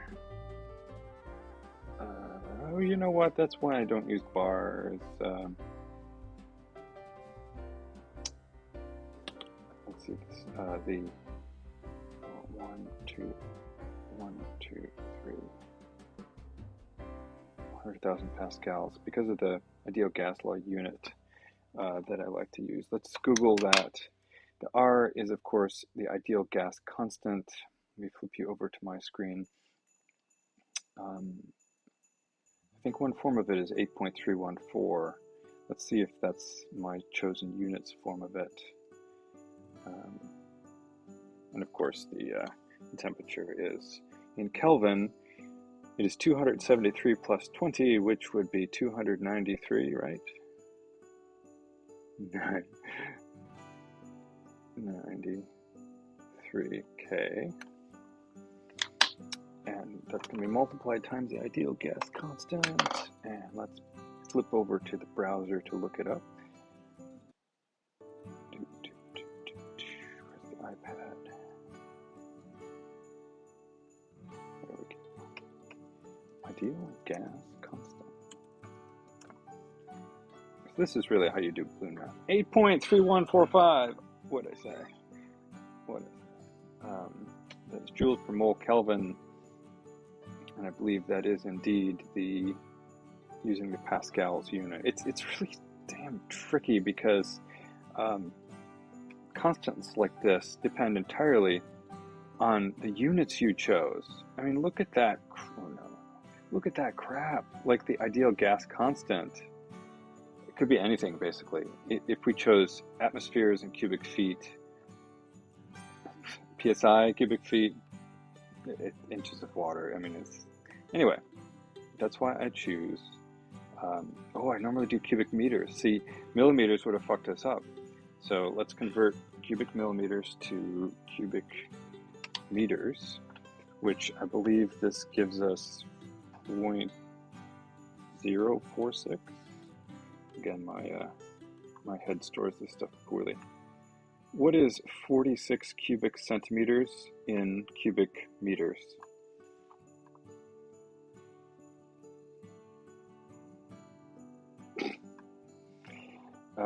Okay, so it's 4 zeros and a 4 6. All right, that's fine.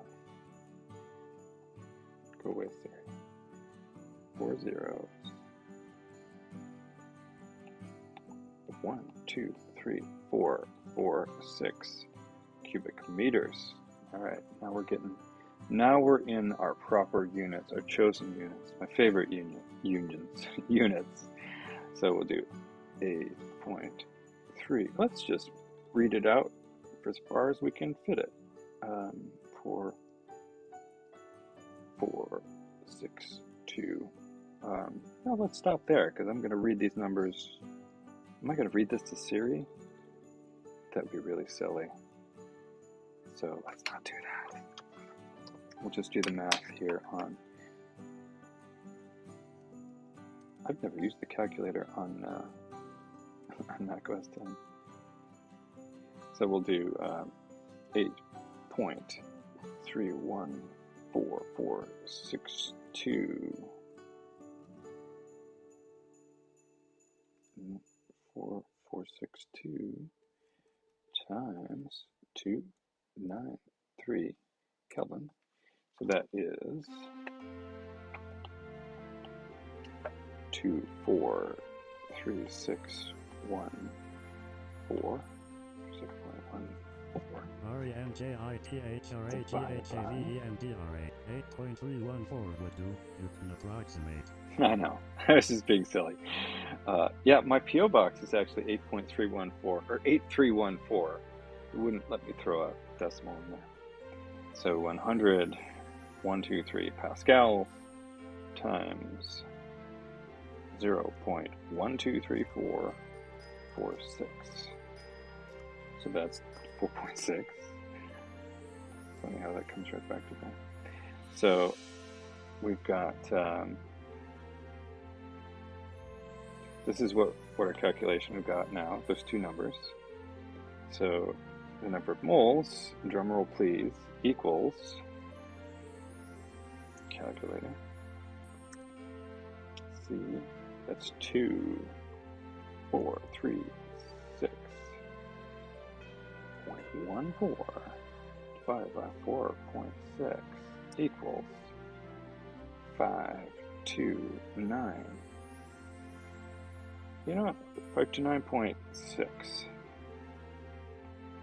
moles. Yay! My favorite thing, mole. I don't know if you remember in the stream with Amanda, Freckled Science, I shouted out moles when she got to the mole calculation.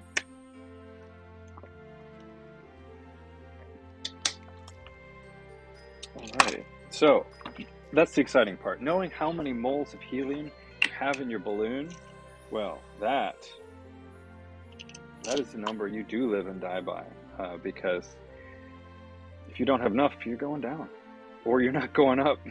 And realistically, a balloon over time will lose helium.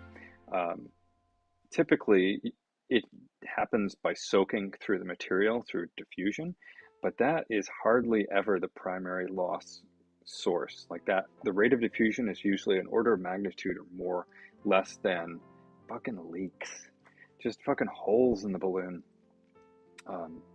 That has stymied balloon builders for, let's see, 300 years? Yeah, a little over 300 years. 1770, 1790, 300 years? But my math game is weak here, everybody. If you couldn't tell.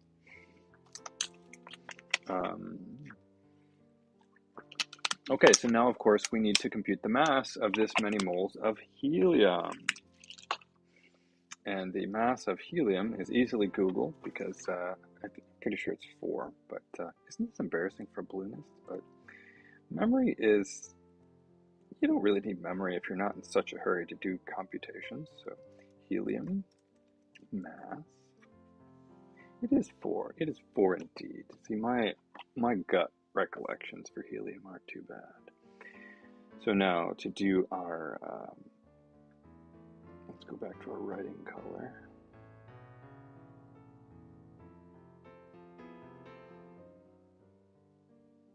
There we go.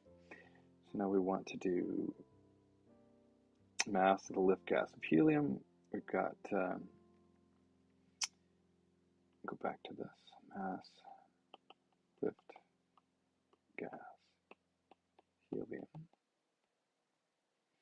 RENJITHRAGHAVENDRA. There could be losses due to air resistance and gravitational pull. Losses, can you expound upon that? 9 moles times 4 grams per mole equals, we'll just say mLGH. So that's 529. So it's 5 times 4. That's 20. So that's 30 times 4. That's something about like, what is 529.6 times 4? 218. 21. 18. That is grams. Does that seem high? That seems high, doesn't it?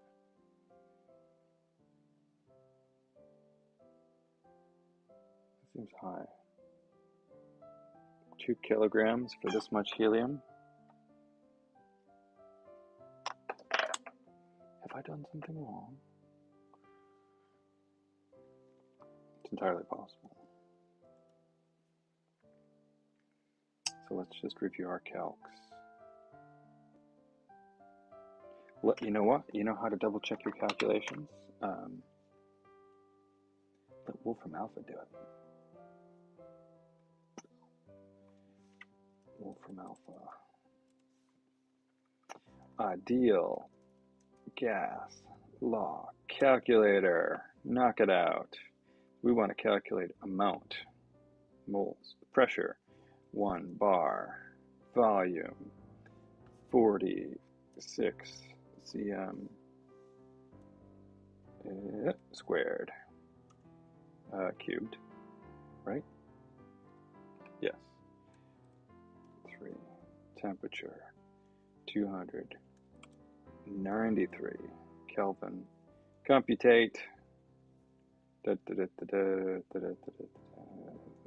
a very different number from the number I came up with.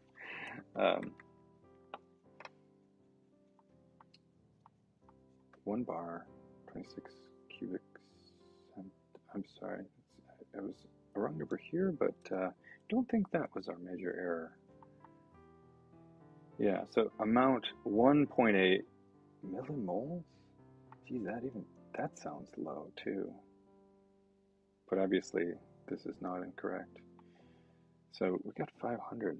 Yeah, you know, it makes total sense. No fucking way is that correct, because a full, like, 2-meter tall helium cylinder at 300 bar pressure contains about 300 moles. So this would be way too big. Instead of going back through the math, which would be somebody else's stream, we're just gonna skip it and take Wolfram Alpha's numbers. Just cheat in the interest of time. We're going to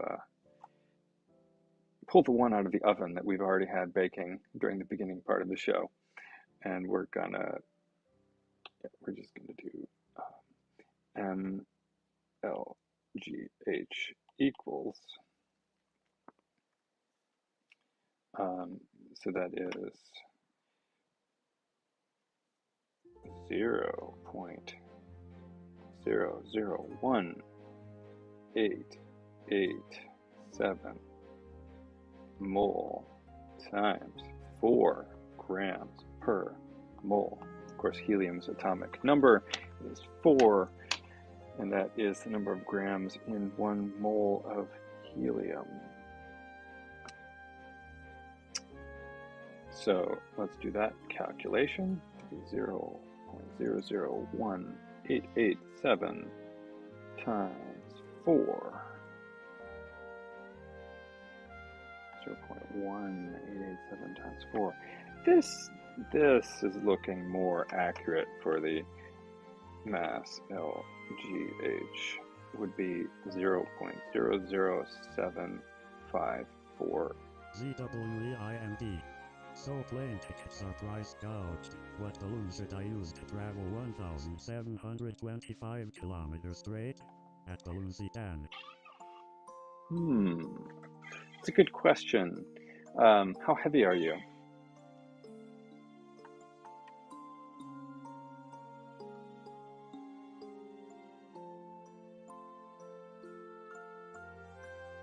ZWEIMD. In 180 pounds. Metric. What's 180 pounds in kilograms? Or 82 kilograms. Thank you. You're on the ball. 82 kilograms. Okay. So 82 kilograms. You want to only go 1,000 kilometers? And where do you want to go from and to?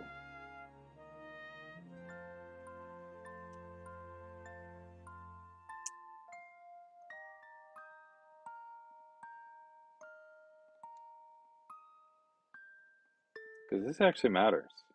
Like the wind vectors. ZWEIMD. From Washington to Arizona LUL. Oh no, are you kidding me? That's against the wind. And that means, I'm sorry, you're going to have to go the long way around. You're going to have to go around the horn, so to speak. You're going to have to go entirely around the planet to go from Washington to Arizona. I'm assuming you're in Washington, D.C., which makes this more fun. If you're going from Washington, say, to Arizona, yeah, you could probably do it in 18 to 20 hours of balloon flight. But either way, Washington State. All right, we'll do that. So for reference, the Google balloons were, let's pull them up while we're talking here. Google balloons. So these balloons from Google, which were ones that I used to not fly, but build and worked on. ZWEIMD. Will I die if I do? Sell them. Yeah, you will definitely die. But these balloons would carry about 100 kilograms, and these balloons were about 50 feet in diameter, and they would carry you up twice as high as airlines, so you get a beautiful view. But yeah, so this would be a good choice to go from Washington to Arizona, depending on the winds. That's always the tricky bit. You really have to Why split?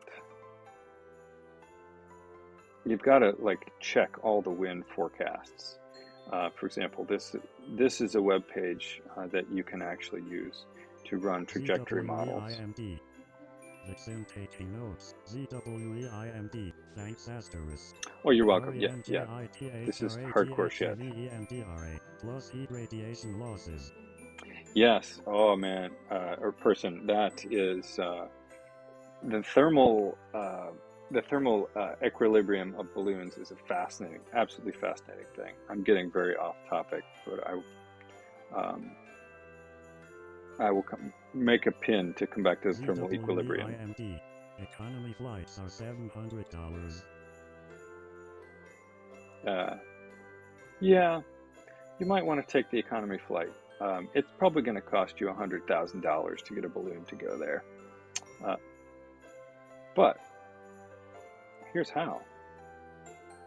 So, say you want to... ZWEIMD. I see LUL. So source, we want to know balloon optimization. I think this source location. So we start from Seattle, say there, and we proceed to next, and we do the most recent forecast. When are you planning on flying?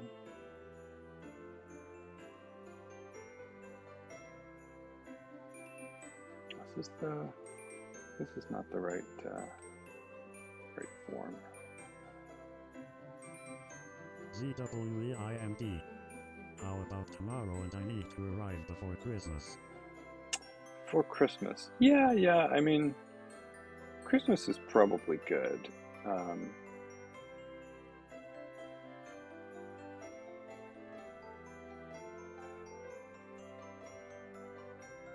Okay.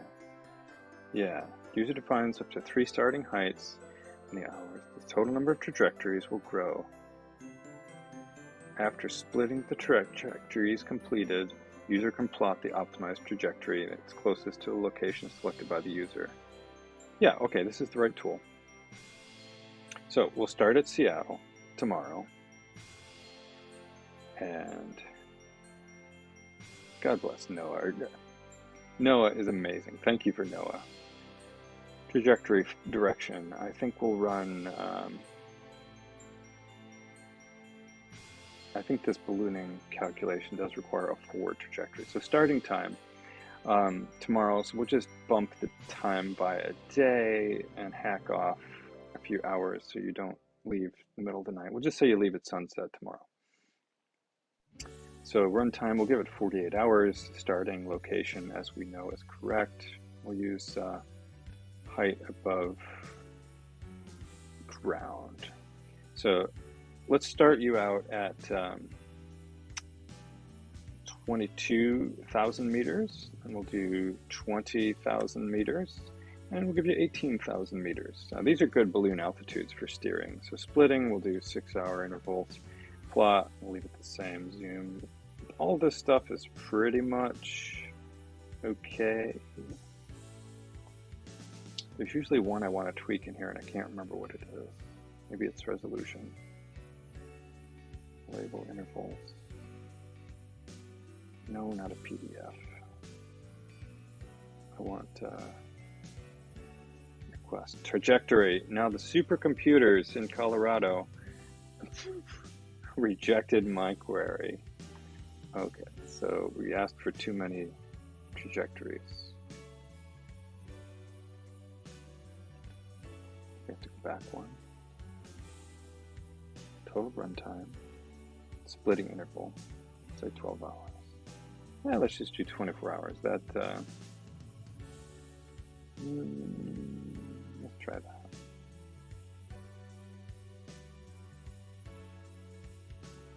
Does it like us now? It does.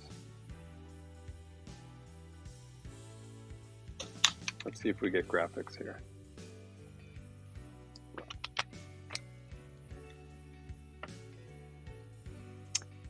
Oh yeah, is it a good graphic? Tis.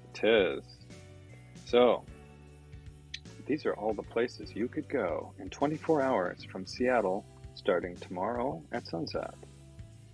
You could choose from any between these altitudes. You could change altitude to a different one of these, and the combination would result in the ability to go to any one of these endpoints in 24 hours. So we notice here that the green direction ZWEIMD. How long is the transit? Seldom. Looks like we're going to have to bump it beyond 24 hours. So let's go back and let's change our splitting interval to 12 hours and bump this up to 48-hour predictions.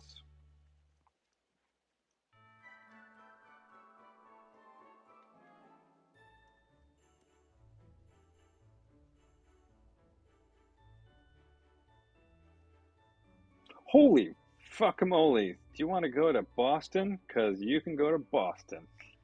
Holy shit! You know what that is? Do you know what that is?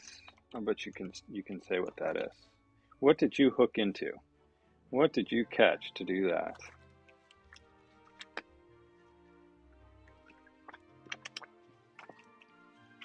Each of the endpoints of these lines is a 48-hour trip. Some of these end in Southern California and Arizona, and some end in Boston and Pennsylvania. So to answer your question, to get to Arizona, yeah, 48 hours. That would be right here. You see the last red triangle down there below. And what this means is, it's pretty cool. You see the green line is 18 kilometers. ZWEIMD. How do I control the balloon so I don't end up in Boston? Excellent question. Let's find out. So each of these colors represents an altitude above ground level, 18 kilometers, 20, or 22. So what you do is at each 12-hour every time 12 hours passes, you choose a new altitude or a new color. So in order to not go to Boston, don't choose green right away. And don't choose green on the next day. So ZWEIMD. Ooh, I see.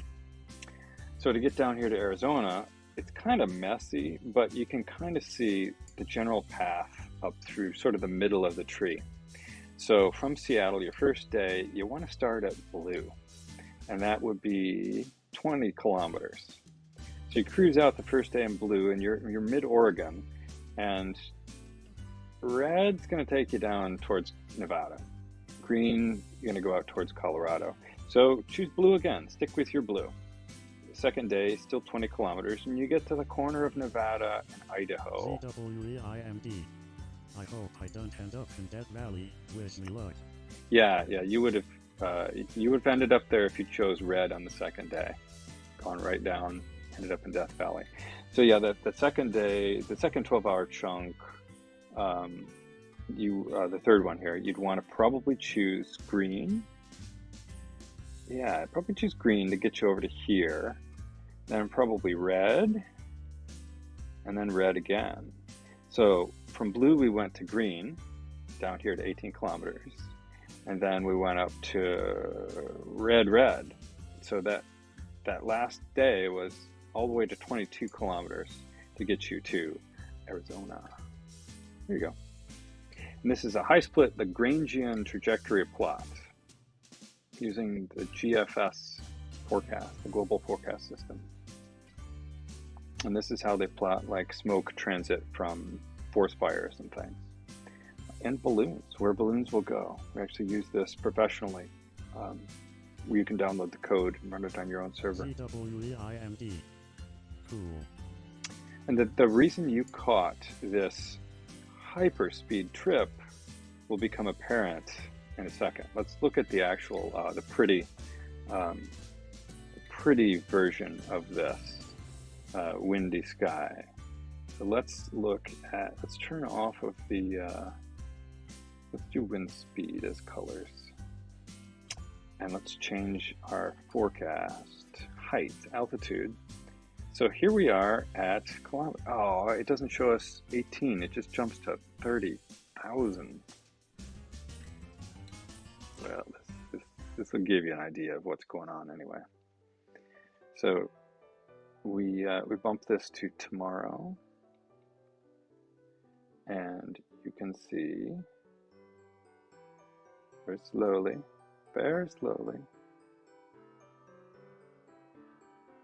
that what you have hit is the jet stream. This web page is not cooperating, but even in this, you can see the swooping high speed of this altitude that will carry you at hundreds of miles an hour across the continent.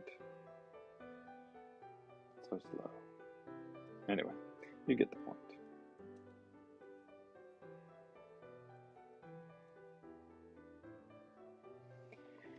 So yeah, there we go. ZWEIMD, greater than 90 miles per hour PyChamp. I would say so. I would say so.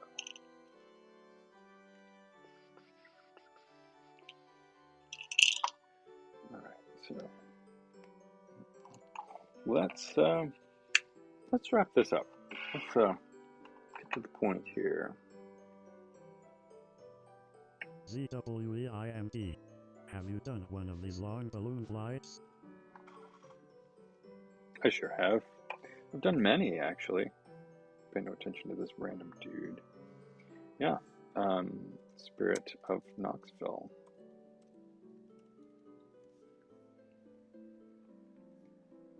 This was one of my projects, the Spirit of Knoxville. Let's make that bigger so you can see. Amateur scientists at the University of Tennessee. I led this project. And we sent a balloon from, zoom, can we zoom please? Oops, zoom a little, oh my goodness. There we go. So we sent a balloon from Tennessee all the way almost to Ireland. So yeah, and we used that same website to predict when we should launch it to catch that super speed jet stream. It took 42 hours to cross most of the Atlantic Ocean. So yeah, and of course all the Google balloons that I worked on, Google Loon Flight Paths, flew for months and months and months and months. Months and months and months. See if there's some tracks here. Google released all of its actual tracking.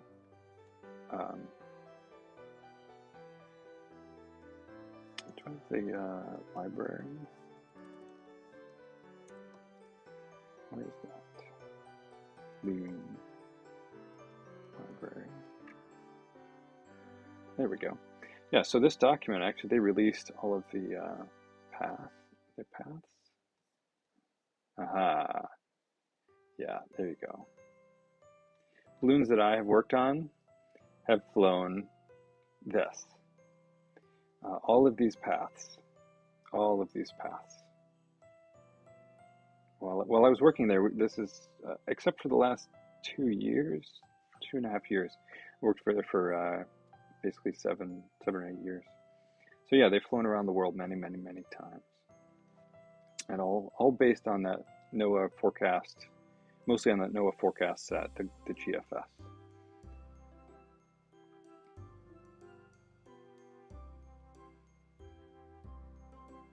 ZWEIMD. Selpike nice. Let's we'll poke at our glass ball again here just for a minute. It is getting a little tedious. We may just dive right into the spreadsheet. Let's just do that. Let's dive into the spreadsheet. Give me a moment here to make sure I've got a non-confrontational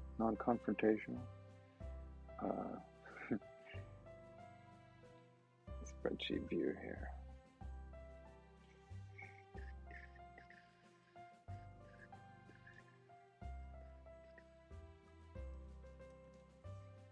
Google Drive.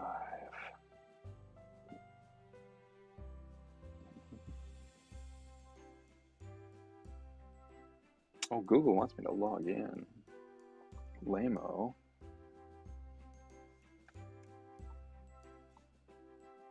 So what do you do for fun or science or work? Why?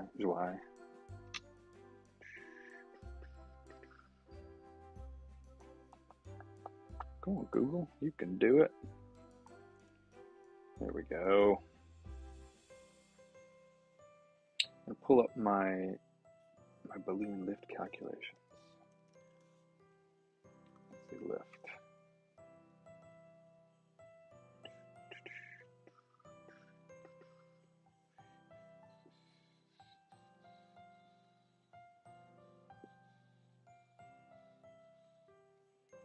Web calcs.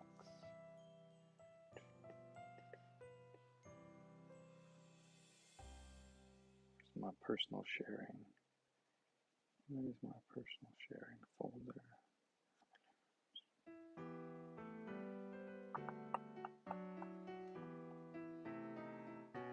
There we go.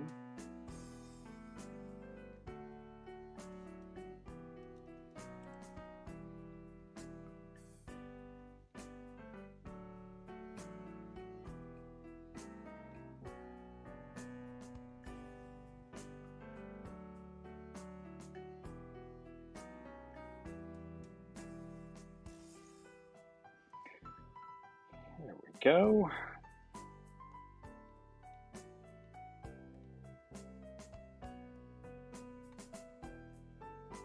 ZWEIMD. Me? I'm doing research at the moment. Proteomics using mass spectrometry. Maybe I'll be put back to clinical work in a couple of months. Proteomics. Proteomics? Proteomics. I assume that has to do with proteins? I certainly know mass spectrometry. I'll tell you how that's used in ballooning in a minute. ZWEIMD. Yes. Cool. I'm presuming that it's well, obviously sorting out which proteins are which based on their mass. Am I guessing right?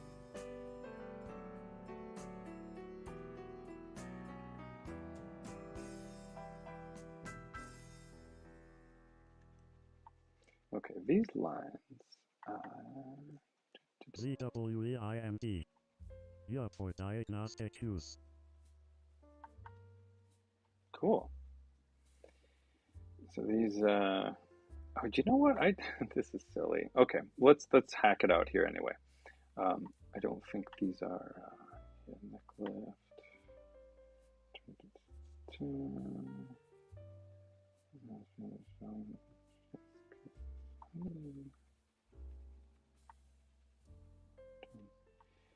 Let's just delete these here. Let's hide these rows. Those are superfluous.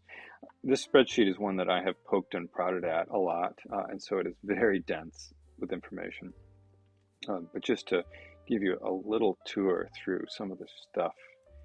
Are you seeing what I'm seeing? You're seeing what I'm seeing. A little bit of the stuff that we consider. Someone mentioned heat input. This is what we call superheat. This is just a crude, just plug in what is the temperature of the greenhouse effect on the helium. We call that superheat, relevant to the outside ambient air. What's our target altitude? What would we do without Excel? Oh, I know it. Oh, by the way, what I have used mass spectrometers for in ballooning in the past has been to detect helium leaks. As you can imagine, it's pretty easy to detect such a molecule that's so far different in mass from air. So you just do a little sniffer that introduces the air, a very, very tiny stream, into the vacuum. Cool. And then, yeah, you just run the little tube all around where you think leaks might be, and then, your mass spectrometer just beeps loudly, gives you the concentration. which of course is a gross estimation because you're sucking in air from a tube, and so you can't really know how much of the leak you're sucking in versus it, blowing past your sniffer tube. But in my cases where I really needed to know, I built a little fixture to just suck the thing right down to the leak area in question with a little rubber skirt around it, so I could tell that it was only sucking the helium and not the the air. So we see payload mass, envelope film thickness, volume, etc., air density, all the things we have to care about. But in order to use this, I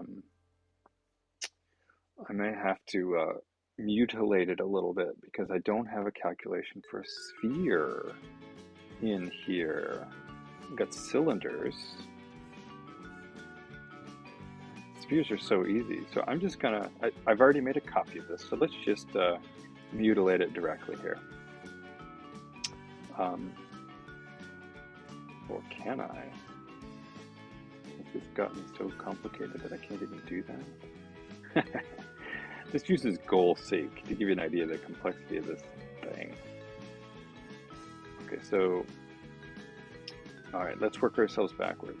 The gross lift of the whole system at your target altitude, that is the question that you want to answer, or that's your operating value. This has to be 0 for you to determine what your floating altitude is. So this consists of the neck lift versus the payload mass versus the neck lift. And of course, neck lift is at the bottom of your balloon, how much is it pulling up? And your neck lift consists of the buoyant force of the warm gas minus the mass of the envelope. So you see, we're already getting into our calculations that we've already done. So let's do area, and it's saying to do the VLOOKUP for the mass calculation. It's taking B15, which is what is that? Oh, it's looking up from the table, looking up A56. This is the table. It's looking for the tetrune number, and it's pulling 11 rolls over, envelope mass, yes. And so that would be side length. So what are these formulas coming from? Man, I've got a lot of shit in here. Area, radius. Okay, so this is all just pulling, it's computing the envelope mass here.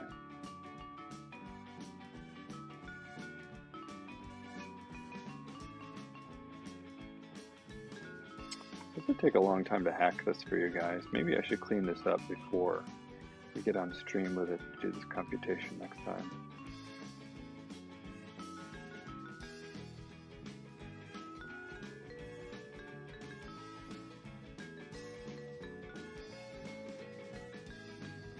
F60, what is F60?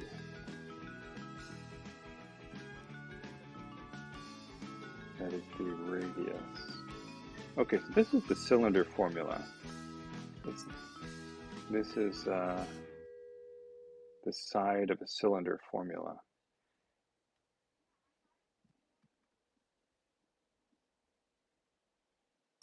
Area given side length. Okay, so here's area given side length.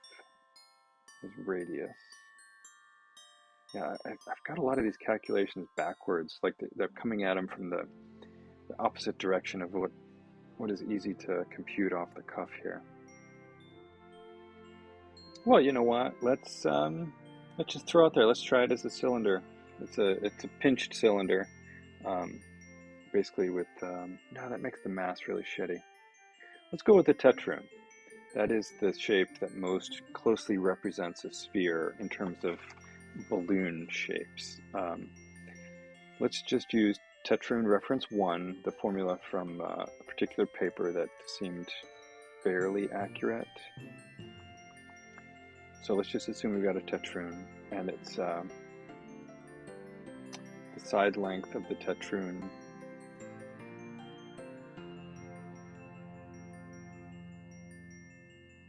Let's just make that, got a sphere with a tetrahedron.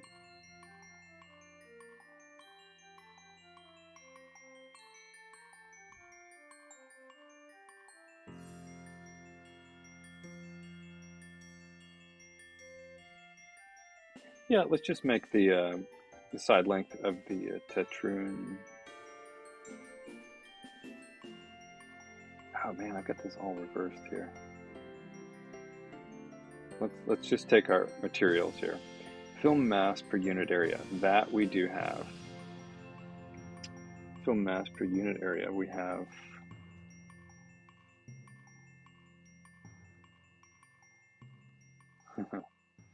wait a minute, what am I doing here? Envelope mass, volume required, film mass per unit area. Yeah, thickness. So we're gonna have to hack this. Let's just say this is 1, and that would mean we just put this in for the area, the square area mass, or whatever we had. So 0.00037 grams. That's per millimeter squared. And so to get that in meters squared, what was that? Was that what was the conversion factor? 0.00037 millimeters squared in meters squared. I'm sorry, grams per square millimeter. Jesus, it's getting late here. So that is grams per square millimeter.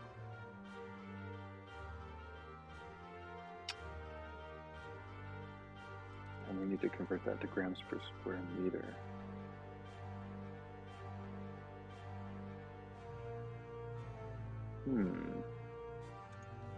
Point 0.00037 grams per square millimeter. Can I just do this? Yeah, I need to convert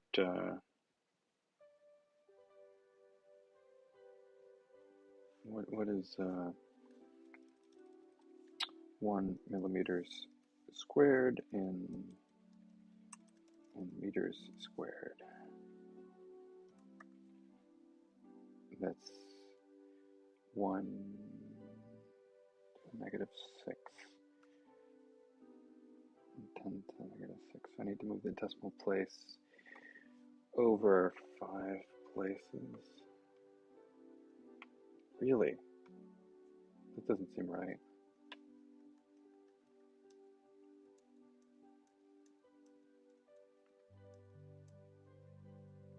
One gram per meter squared. And we're going the other way. So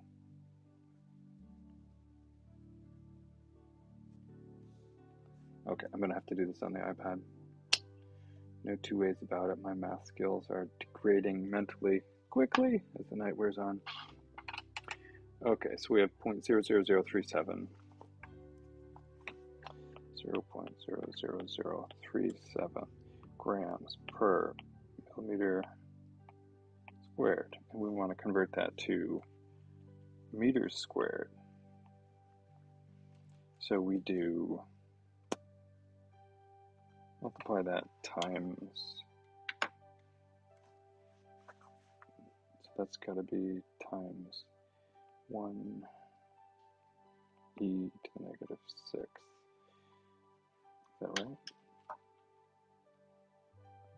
Divide it? Ah, fucking math. Anyway, we've got to move the decimal point over 6 places, right? So that would be 0. No zeros. 3, 7, 337.5 0.5 grams per cubic meter per square meter. So 370. I think it's.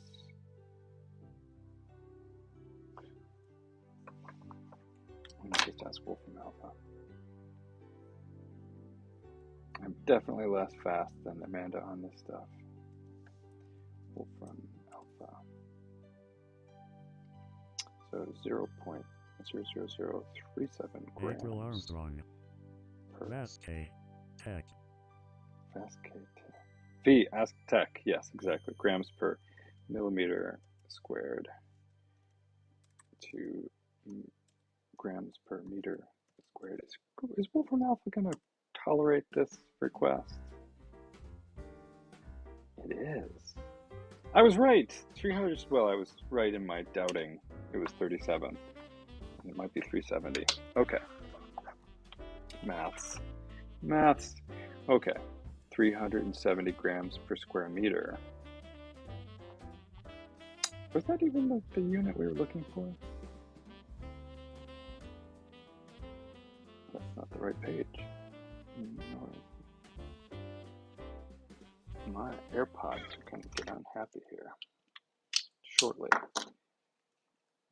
Very shortly. Or did they completely already? Did they already? Maybe tell me what is the power level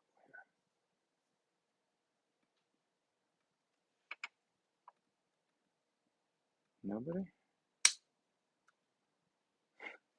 I have a feeling my audio is oh, you can still hear me. All right. We'll go until this dies.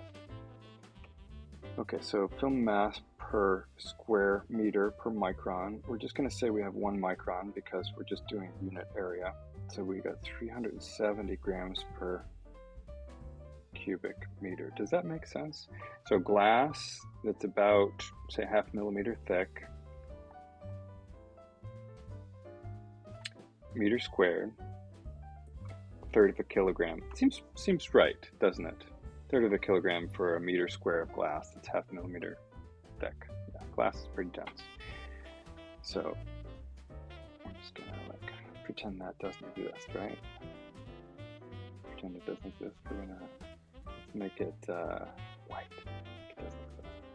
Okay, so the way this calculation works is lift gas, air. That would make a lousy lift gas. Gotta tell you, it's a lousy lift gas, and we need to use our proper altitudes and temperatures. So all of the yellow things I've got to punch in here. So target altitude to be neutrally buoyant at ground level. Let's say 0 meters. Sea level. We want to find out how big this ball has to be to lift itself. So we'll say 0 grams of payload mass. We're just going to be dealing with the ball's weight itself. And we're going to give it 1 bar, like our earlier scratchings would indicate here. And for helium purity, we'll stick with 100%, which is nice. And practically in the real world, most helium that you buy professionally, even from a welding shop, is 99.999% pure. So 100 is quite adequate for this calc. Film mass per unit area, we've got that. Volume required. This is where we're actually going to punch in the volume to see what it does to our lift. I need to make a spreadsheet that does this in reverse. I need like MATLAB or some shit to make a tool that's easy to plug any of these numbers in, and you can choose any of the other ones to compute as outputs, like Wolfram Alpha. But I'm terrible at programming and math.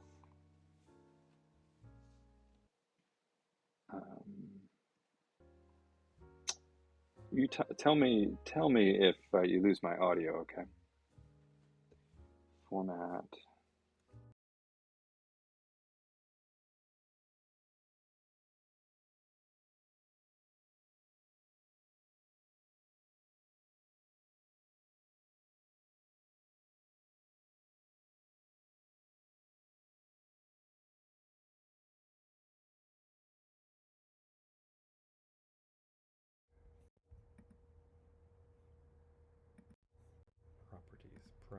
Properties. There we go. And I'm back. Did our music die completely? No, it's still there. I can't see it. And I'm gonna have to turn up the volume on the little text to speech so I can actually hear y'all. My headphones died. There we go. Okay, back to this. How's my volume? Could be louder. Could be louder. Hello, hello. Okay, so how big are our balls gonna need to be to lift themselves? So let's pull our add-on. We need to pull in Goal Seek, which really helped my balloon calculations scratchings here a lot. And it's a Google add-on, Goal Seek, which you know, Excel users will be surprised to see Google Sheets lacked this for decades, basically. Blah, blah, blah. Yes, you can take control of my numerical world. Okay, so extensions, Goal Seek, open. Ooh, there's new extensions. That's weird. I like help with formulas. Don't know what that means. Okay, Goal Seek. So I have helpfully written instructions. So set cell to gross lift of whole system at target altitude. There. Set. And then set the to value to 0. Set by changing cell to envelope volume required. There. And then set tolerance to 1 to be kind to our little solver. And I think this will magic our answer for us. Yeah, negative volume is always difficult to deal with. Though it's having troubles. It's having troubles getting to 0 here. Oh, but it's... Oh, how bad is this? How bad is it? Oh, it doesn't like it. It doesn't like it, Twitch chat. Let's try it again. Do you know what that means? Do you know what that means? Ooh, it's bad news. Let's double check our inputs, because what that means is it cannot be done. Let's double check our inputs. So we're using a Tetrune reference 1. I've never figured out which of these are actually the best. Okay, yeah, our numbers just read 0, so we gotta check this out. All right, constant superheat, payload mass 0. Maybe we're giving it too many zeros here. Although, I gotta tell you, this is pretty heavy shit for a balloon envelope. Like, this number would be like 12 for like thin plastic. Well, it would be 1, and we're using like 12 micron plastic. There you go. For ROCT HDPE, it's 12 microns thick. For 76 micron 3 mil polyethylene, that's pretty heavy duty stuff.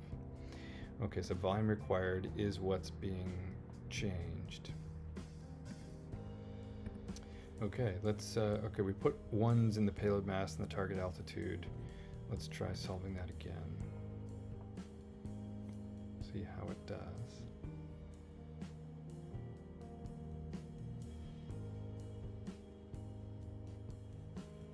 Might have to do with the target altitude being just 1 meter above our starting altitude. Yeah, really, it's not happy. Let's try a higher altitude. Let's try a kilometer. Cancel and solve again.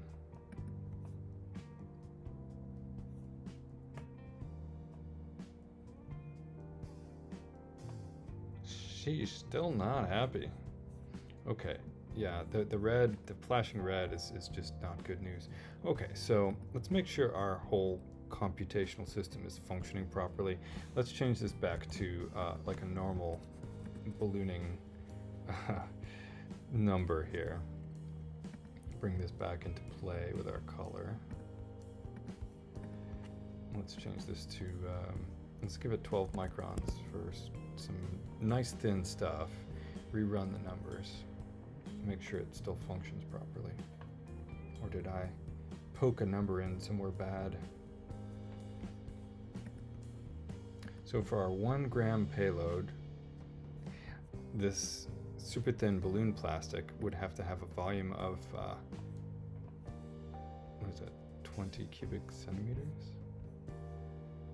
Yeah, volume, yeah, so ref 1, volume would be point, volume, why does that not match? Oh, the, area, oh, the area, that's the area. Envelope mass is 4 grams. So let's start creeping this up to what the glass was. So if we do, let's just shift our calculations to swap these Timmy numbers. _2012. Hey, how's it going? Hey, Timmy. Well, we're poking some numbers into my spreadsheet, trying to compute how high and big of a glass ball we would need to, how could we make a glass from this into a balloon, and could it fly? The answer is hazy. We're now coaxing the numbers away from a standard balloon description, because putting the glass ball numbers directly in came out with basically error. Let's, you know what? All of this mental math from my head is easier when I'm flying to regular balloon altitudes. So let's give this a normal altitude, and then I can scale back to ground level. As this tool was not designed for this kind of a demo, I really should adjust that. Let's give it a payload mass of something that's more approximately, better approximating payloads that I would fly. A kilogram to 22 kilometers. To test out this spreadsheet, it's been a while since I used it. So to get a kilogram to 22 kilometers, it's saying it would need 2.7 cubic meters with a side length on a tetroon of 2.2 meters. That's a tetrahedron balloon. It seems a little low to get a kilogram up there. But, you know, not out of the question. Not out of the question. Is that the right phrase? Yeah. Envelope mass, 116 grams. System mass. Barometric pressure difference from standard altitude. Launch site local pressure. Timmy _2012. As a remote controlled. That's strange. Why would that be different then? Why would this be different?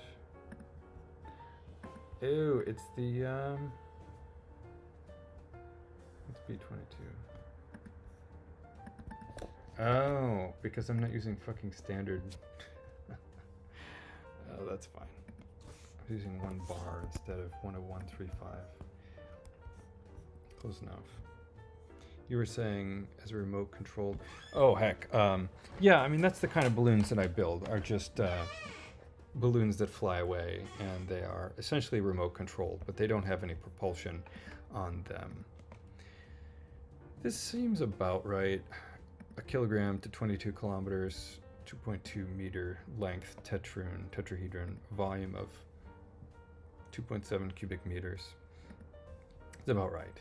So let's creep towards the glass thickness and mass. So the mass of 1 square meter of glass, we're estimating to be 370 grams for this thickness of glass, which I'm estimating to be half millimeter sphere. So let's bump this up to, let's double it. This is a far cry from 370. So we're getting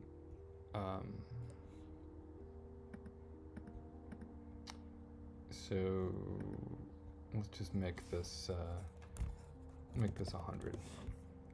See how big this balloon has to be with something that is basically a third as heavy of a piece of glass, or a third as thick of a piece of glass. Can it be done? Can it be done? Yeah, it can. So if we had glass that was 1/3 as thick as this, looks like we would be able to do it with a side length of 3 meters on this tetrahedron. Not too bad, right? Envelope area, 17 square meters. That's totally doable. For plastics manufacturing, I could heat seal 3 meter, basically the 3 meter triangles. Out of glass, that's a third of a millimeter thick. That's or 0.15 or something millimeter thick. That's maybe tough. Let's see if we can get closer to this actual thickness of glass.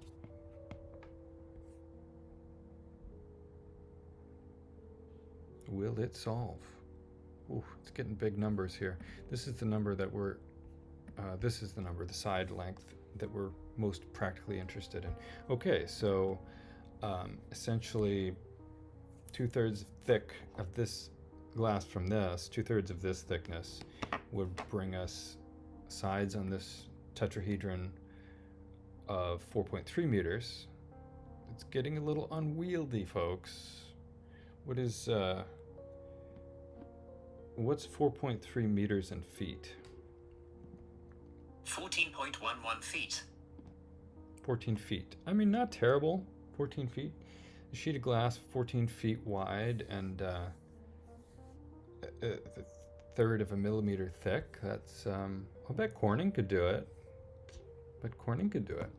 All right, well, let's get up to the mass of right up to the mass of the glass we got here. 370 grams per square meter. This is the area, the mass per unit area of this glass. Can it fly? Ho ho, look at that. Look at this going red. You know why that's going red? Because we have crossed the curve. We have gone over the edge of that curve. Did I delete that curve? Oh, silly me, I deleted it. But if anyone is still here from earlier, it is, stop trying there, Google. What happens is, as your balloon envelope gets thicker, that means the balloon is heavier, which means you have to have more helium to lift the balloon itself. And to have more helium, your balloon has to get bigger to enclose that helium. And by doing that, you have added more material, which makes the balloon heavier, which means you now have to add more helium to enclose that material. It's an asymptotic process when you want to make the envelope thicker. You get, it's a thing where you basically, it's a curve that goes, as your envelope gets thicker or it gets bigger, your lift gets larger until the point where you have an equilibrium where your balloon cannot lift the envelope positively, and as you get thicker balloon, the envelope actually, the lift force is now negative and you start sinking. Your balloon just gets heavier the thicker the envelope is, because increasing the volume increases the mass quicker than you're increasing the volume. So anyway, we crossed that. We crossed the top of that hill. Like at 200 grams per square meter of glass, it can fly. Granted, it's a 4.3 meter wide triangle, but between 200 and 370 grams per square meter, we went over the cliff of, hold on, sorry, I didn't hit return. Stop. Yeah, we went over the cliff somewhere. See, I thought that didn't happen until 370. Now it's looking like it can't handle it either at 200. Did I forget to hit an enter key? I forget to hit enter. Did I do a noob failure?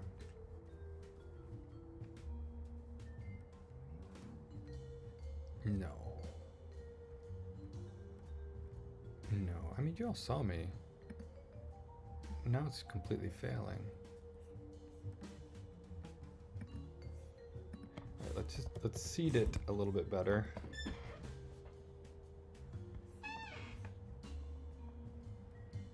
Yeah, like it takes a seed value, I think, from what's previously in there, and I think if you leave a 0 in there, it does not. It fails. It just fails badly. So let's try this back at 200. Let's leave that seed in there.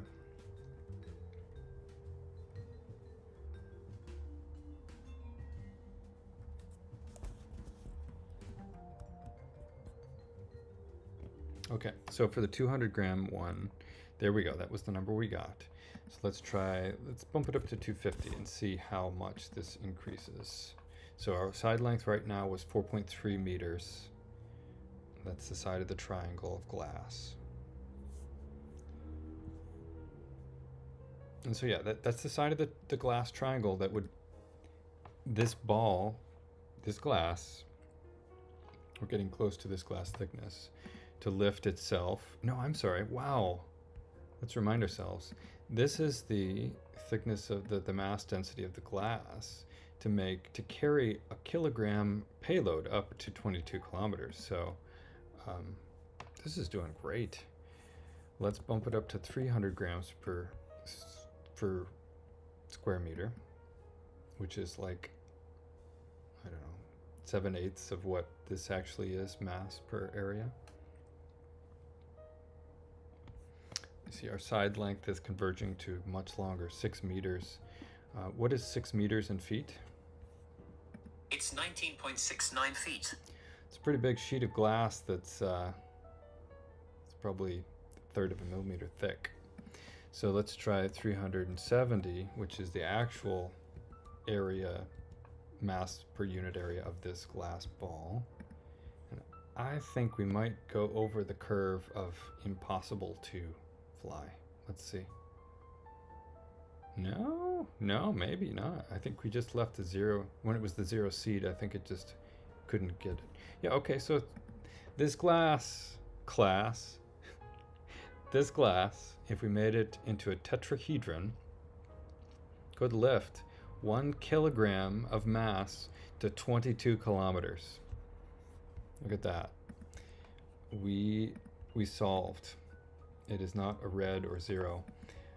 And that would give us a a glass tetrahedron that is 7.2 meters wide. What's 7.2 meters in feet? 23.62 feet. Not too bad.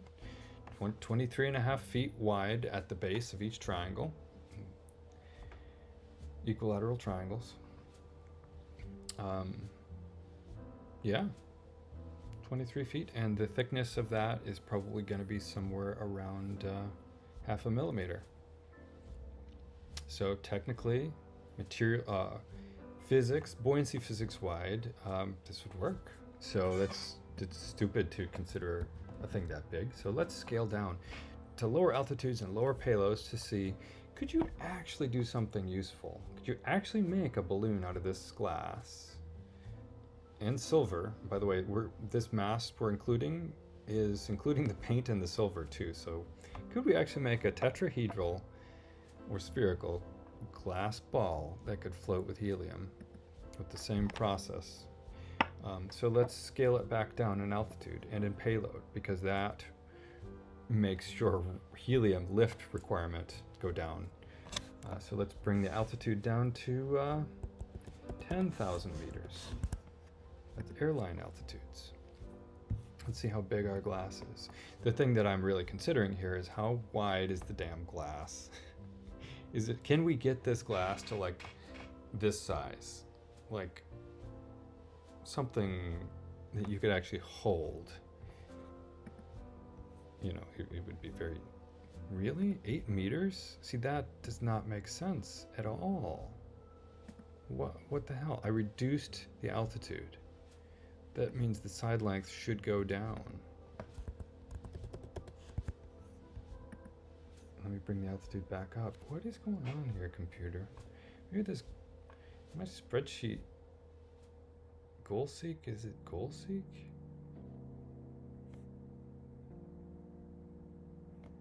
Reducing target altitude should reduce side length. Okay, so that's the same number. Let's just double check here. Our gross lift is 0, which means we're neutrally buoyant. And if we decrease altitude, let's just go 20 kilometers.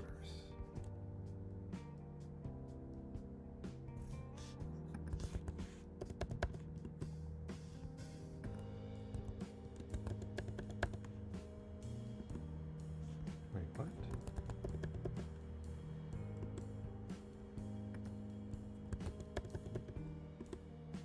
That doesn't make sense. Why is the system mass larger for a lower target altitude? I think something is wrong here on my sheet. Maybe it doesn't like some of these zeros. Huh. Well, let's try 15,000 feet. 15,000 meters, that's 15 kilometers.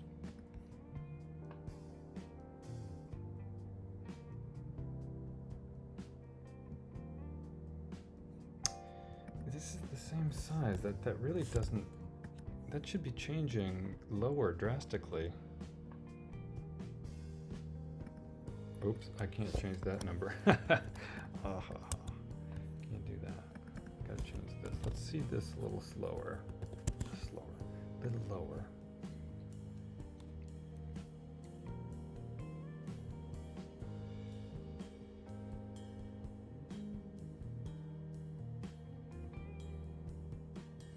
This is real. I really am not happy with this. This is behaving very strangely. Maybe if any of you understand this goal seek, it did not used to screw around like this so badly. So this is the number that it's trying to get. Let me wish I could fit it all on screen. Oh, this is negative. This is stuck at negative 1,000. This is strange. The target altitude, lowering that, the same payload should result in just a lower volume required, and hence less envelope material. Let me shrink this so maybe we can, let me hide some of these rows so we can actually watch both of the things change at the same time. Hide rows. Okay, so this is what's trying to be optimized to 0. That would be gross lift. That's when the lift of the helium and the mass and the weight of the payload, the mass force, are equal. That means your buoyancy has achieved the same as the air density around you. Your density is equal to the air density. So let's let me hide this one. Try and bring these all onto screen for you. Okay, so all right, all these values are fine. So our target altitude here, 15,000 meters, 1,000 grams. Let's change the payload mass. Let's see what's going on here. Let's go back to 22,000 meters and rerun our solver. Let's see, we should come, oh wait, we don't want to leave the 0 in there. 550. This is a little alarming to me that the solver is kind of choking based on, I mean I can understand starting at 0. Now let's just try some other seed values and see what happens. It should still, I'm hoping it's supposed to converge on the same answer here. Maybe it needs more iterations. So yeah, down here it's trying to optimize this to 0. There we go. It came up with the same answer. Okay. All right. And if we put 1 here, does it still come up with the same answer?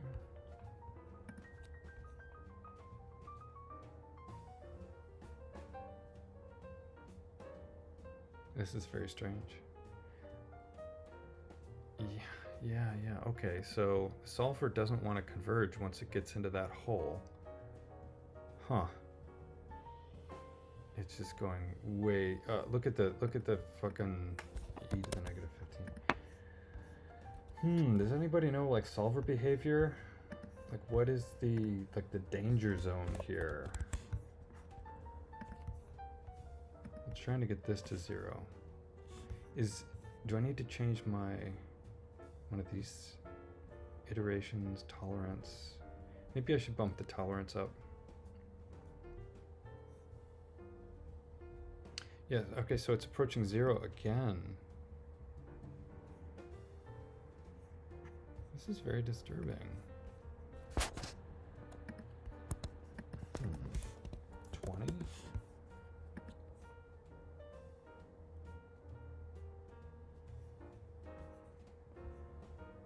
Oops, sorry.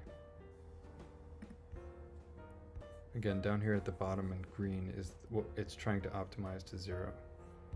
Failed again. You know, you see, I'm not changing any inputs other than like the seed value of the volume. That's what it is changing. Yeah, so it is changing this to try and compute this to 0. So we can do it manually, like 20, it's negative whatever, say 100. So we're trying to get this to 0. So we're already at 89, so we've gone just a little over. So we do 90, 99. Yeah, so it's obviously 99.5. Yeah, thereabouts, 99.1. 99.2, okay, this is getting obsessive. Okay, so it's basically 99 cubic meters, and volume gives you 0 grams force lift. Why can't the damn thing, it can no longer, I mean, if I give it the exact answer, pretty much, can it solve it? Or have I broken Google's goal seeker? Yeah, okay. If I gave it the answer, it comes up with the answer. 80? This is really kind of alarming. I wonder if it has to do with how sensitive the calculation is now that the mass of the material is so heavy. But I mean, I guess this indicates to me that I gotta keep poking at it. Gotta keep poking at it when it ends up nulling out or failing out to try and coax it. See if there is an answer. All right, so I say 50. Will 50 get me there?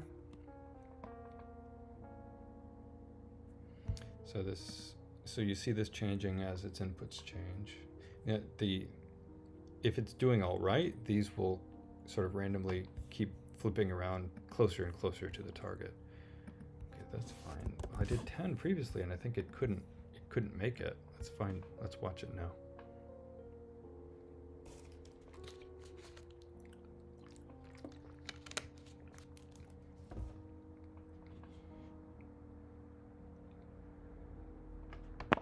Again, we're making this thing into a balloon. We'll have to do another string. Yeah, look at, okay, look, it has died with 10. I wasn't watching the process though.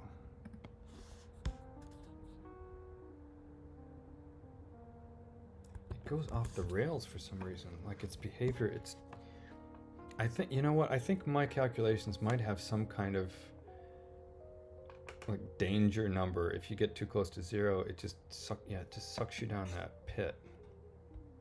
Maybe it's just the solver behavior. I think there's some sort of, I think I probably overrode like an error, like, what do you call that? Not an incongruity, what's a black hole? Or something, like the heck is a black hole? It is a singularity, I think, where your answer if it gets a 0 input, it's a divide by 0 and just an error or something, and the output is invalid. But I think in here somewhere where a divide by 0 happened, I told it to interpret it as a 0, and I think it's tripping. I think it's getting sucked into that poorly chosen answer. Just make sure my streams are all healthy here.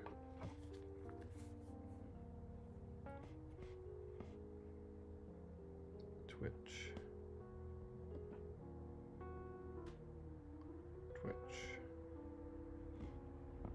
Not Twitter. Twitch.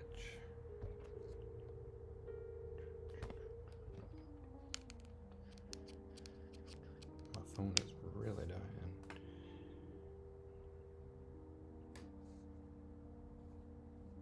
It says I'm still live. That's good. Just wanted to check on that. Stream manager.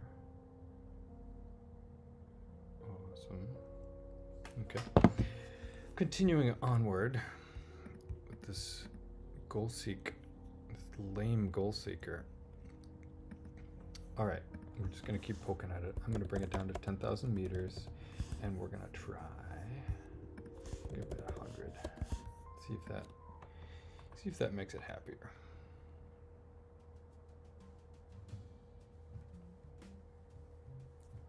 Ah, yeah. See here, we're already converging towards 0. And that makes no fucking sense. The lower altitude requires a bigger volume. It's absolutely not true. Okay, let's change the payload down, but leave the altitude the same as it was, 22. This is why I couldn't compute the answer properly for a sea level Christmas ball. Yeah, still all over the map here.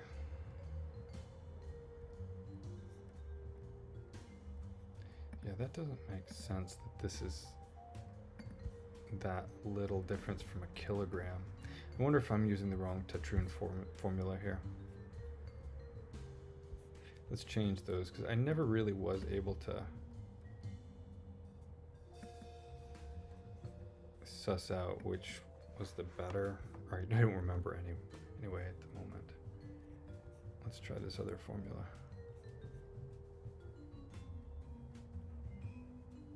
Oof. I mean, you're getting close, but you're down in the damn.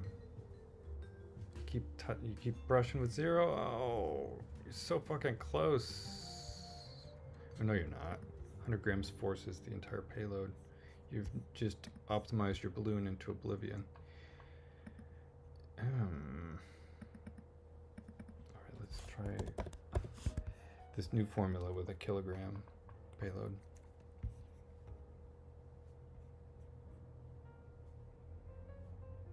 No. I forgot. Oh, I gotta seed it. Let's try that. No, I gotta seed it bigger. I wonder if I just make it huge, if it will always converge properly. Just make it 280.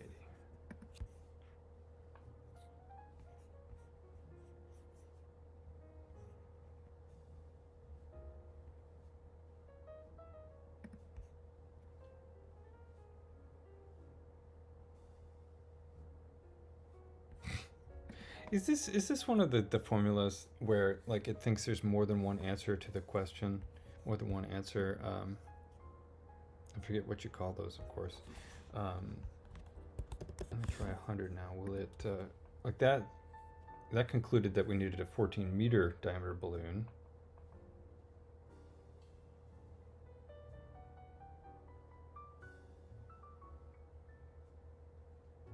Yeah, we're fucking with 0 again here. Alright, well, let's change our Tetrune formula and see if that really made, like, do we get the correct answer back? So what happens when I change this right here to 4? I mean, that gives 9.25 meters.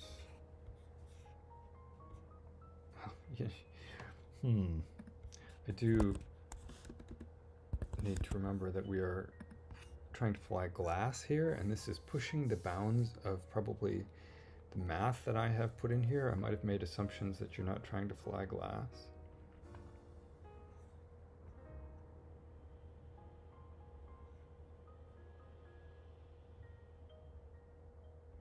Okay, so for using plastic for a kilogram to 22,000 meters, which is 60,000 feet, 80,000, 70,000 feet or something, it's a reasonable tetrahedron or pyramid that's 2.8 meters long. So let's just check that the math is sane. If I bring my plastic balloon down to the Earth's surface, let's just bring it down to 10,000 meters. Let's see if the balloon should get smaller. The answer here should be lower length, lower meters than 2.8.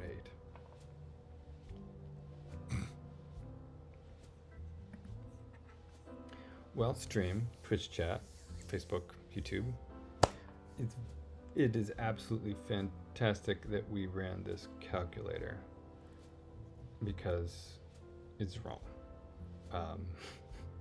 It's really good that we checked this. That means this is one of my fundamental spreadsheet calculators that I haven't used in a long time. So something is broken and I need to fix it.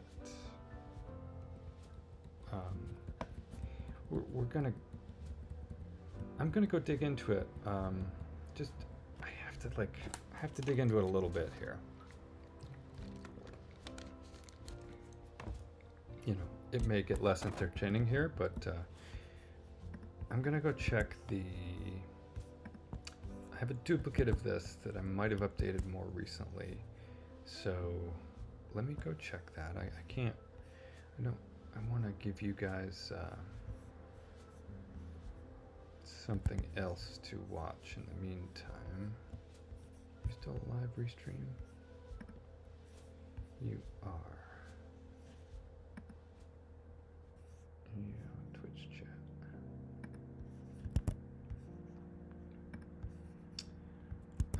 What will I give you to watch here? Do I have a BRB screen? I don't really, do I?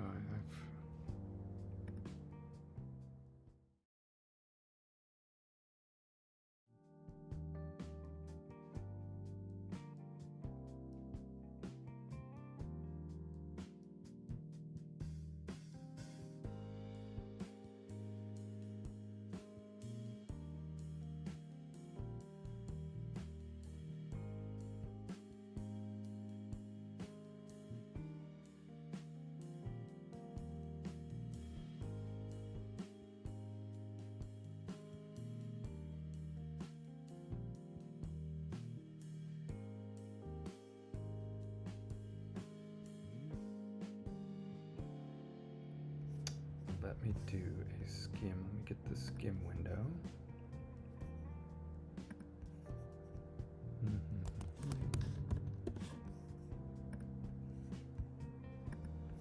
See if I can give you a scrolling balloon. Whoa, too big. Scrolling balloon paper to watch while I do just a little digging around here.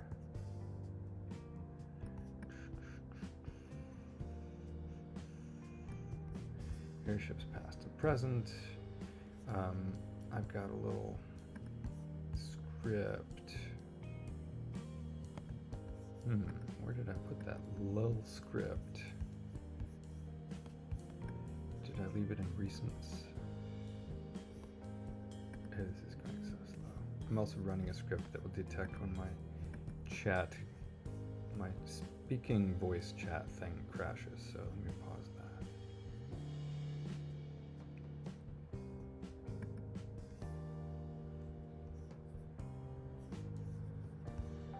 Where did I leave my scripts? Dropbox. Yeah, that's where my code is. Dropbox. Code.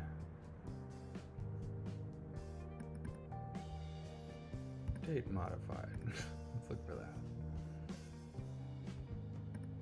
Go to page scrolling implement 1. That was the latest save. Let's try that.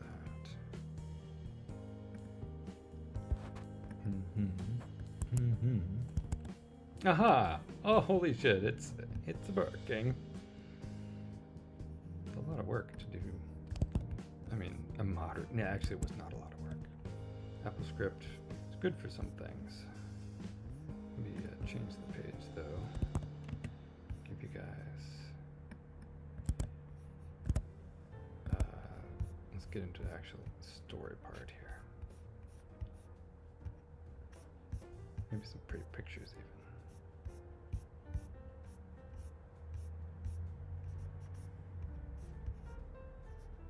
There we go. Here's some good pics.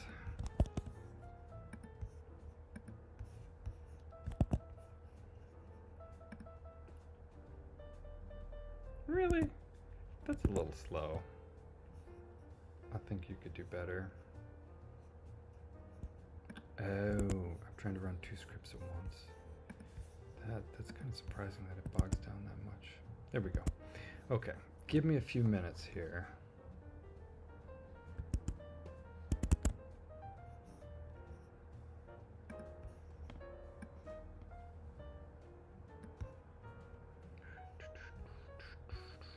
There's some Christmas lights for you.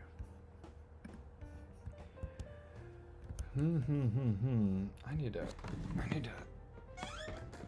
food.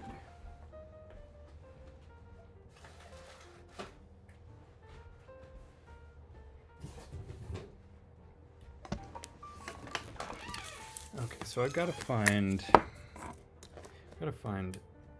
to see if I've got a more up-to-date copy of this spreadsheet. Probably do another stream to fix this, maybe tomorrow.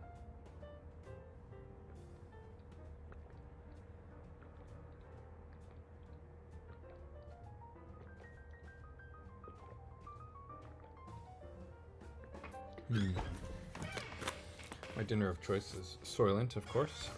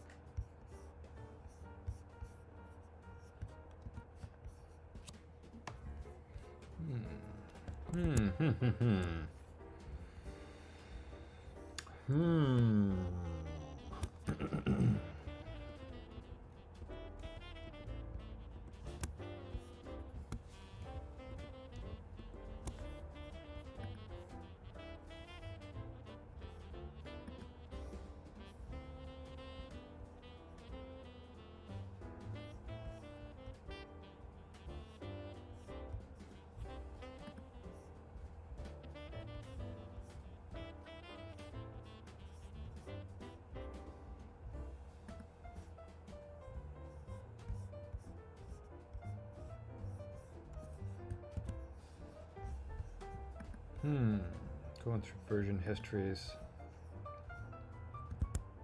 Are you still scrolling? You're still scrolling. There's some pretty pictures and histories of airships for you there.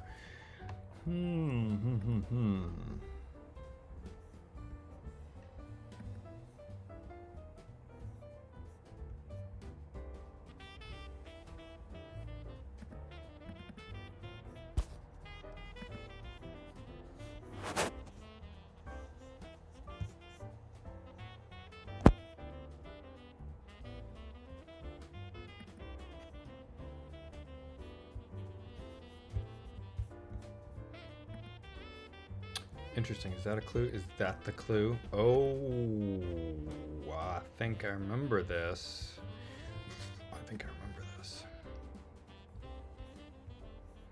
Yeah, I think I remember finding this in another copy. The error.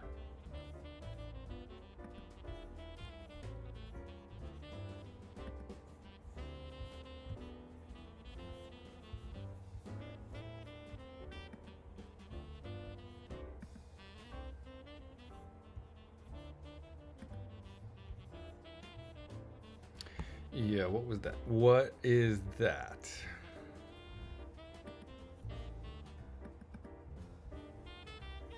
Will you show me a formula? Will you show me? Air density. Whoa, that's a big formula. I asked for it. I certainly asked for it, right? See if I can get my AirPods back in gear. Ding, ding, ding. Version history. See the version history. AirPods. Settings. Audio. Dan's AirPods. Okie dokie. Built-in mic. Okay, now you're not hearing me double.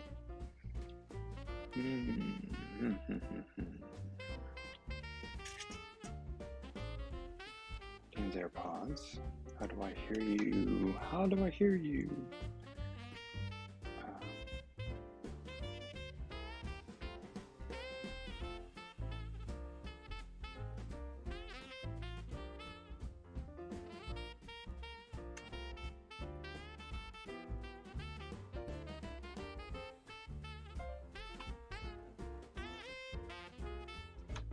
Okay, that works.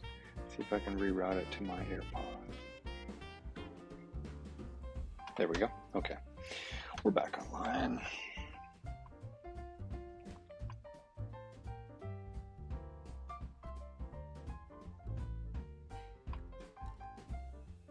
Okay, so July 15th. July 15th. I changed a formula in air density at target altitude. Air density at target altitude. Let me compare that to mine that I'm using today.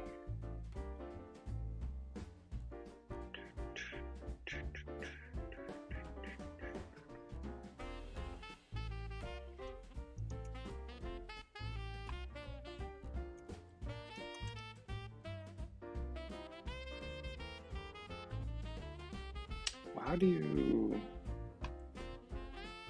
Yeah, there it is. To expand your missing things. What? There.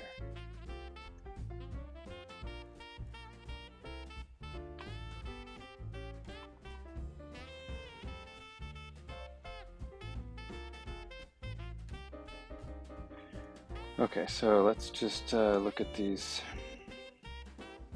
formulae. Okay, so let me shrinkage this. So we're looking at air density at target altitude. We've got standard atmosphere table D3, D3000, match. A huge number. Ah, ha, ha. Gotcha. Look at that. It's a fixed constant. And it should be a lookup. God, little bastard. All right, let's keep going down here to see if anything else needs doing. So, bang, C3000, comma, -1, parentheses, parentheses, star 1000. Nope. Aha. So I had caught this previously, but not on my casual, easy listening copy of this.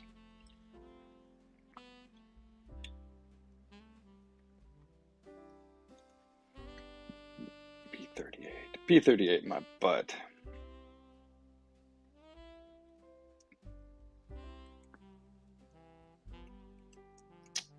Let me make sure all the versions of that are corrected.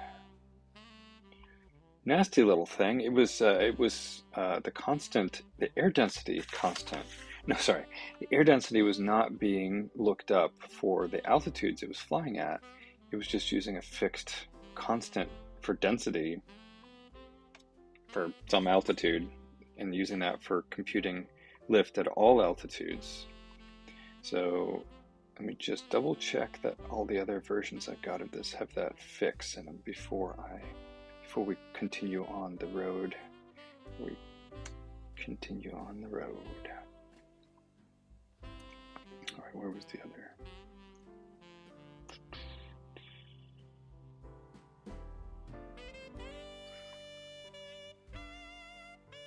Calcs. Yeah, I gotta fix all these things. Air density. Wowzers. B38. Wow. Yeah. Very simple but insidious. Calc.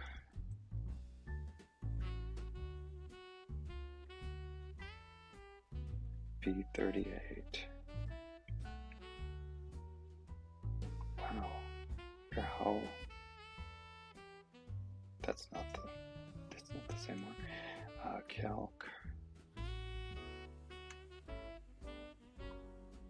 Density. No, that's not the same one.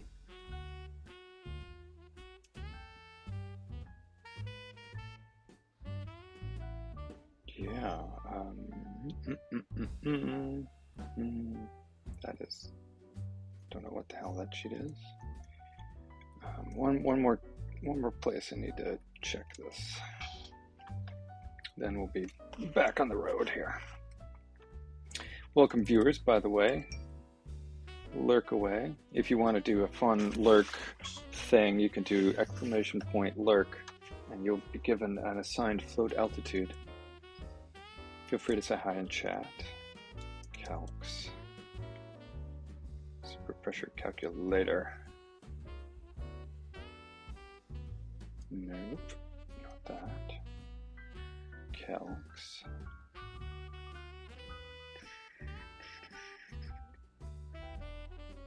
Oh, that was for the way old thing.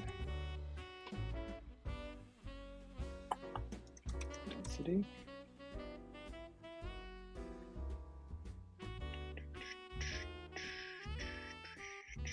Density airflow. Okay, I think I've got all the fuck ups correct, Dad. I mean, it's just one oversight. Don't know when it snuck in. I could trace it down, but not right now. Thank you, Google. File history allowed me to suss out that I had corrected it in a more recent version. All right, let's come back to our fun screen here. Say goodbye to the airship history. Okay, so let's try that again. You zoom back in. Oh. This was the little line. This little problem here. This line, this little number here, this B38, was like just set to like 27,310 instead of looking up using this. All I had to do was use the air pressure to look up the density. Like in this table, it just looks up in this column, it finds the air pressure at the current altitude that's being computed, and then just looks up the equivalent density. I'm not even running like an equation for the standard atmosphere height. And honestly, that's because the equation is a fucking pain in the ass. It's multi-part. Like the curve changes, inflections, a bunch of stuff. It's far easier to just use a table. Okay, but this is exciting. That means we might get some real answers. I'm going to hide some of these boring numbers, though some of which were wrong.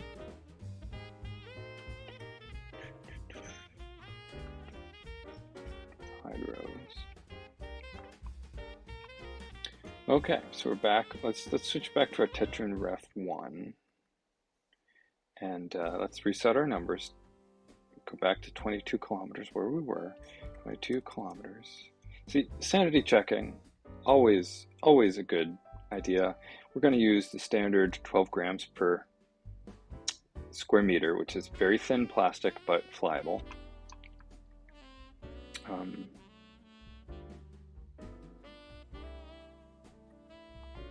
envelope volume required. This is slightly misrepresented, but we can talk about why. It's fine though. Okay, so let's run our goal seek. Extensions goal seek open. So my instructions up here. Set cell to the gross lift of the whole system at target altitude. So that's down here, right there. Set it. Okay, and then the to value to 0 by changing cell to envelope volume required. Click that little green window. Options. Set tolerance to 1. So it doesn't go on all day trying to get to precisely 0. In this case, what we're looking for is a lift that's not, it's not lifting up and it's not sinking down. But for the matter of designing a balloon, it doesn't matter if there's 1 gram of lift force pulling you up or 1 gram going down. In the grand scheme of things, that is equivalent to you're on target. Okay, all right, so with the good plastic, we have a sane value. Big, but sane. 20 cubic meters to get a kilogram to 22 kilometers, with a side length of the tetrone being 4 meters. Now, let's bring the target altitude down and see if our side length and our volume do go down, because that's, you know, physics. If your target buoyancy altitude goes lower, that means you need less helium. You need less lift to drag you up as high, essentially. So let's go down to 10,000 meters, which is about 32,000 feet. Oh, it's nice of me to put a conversion in there. Let's see how we do with this number.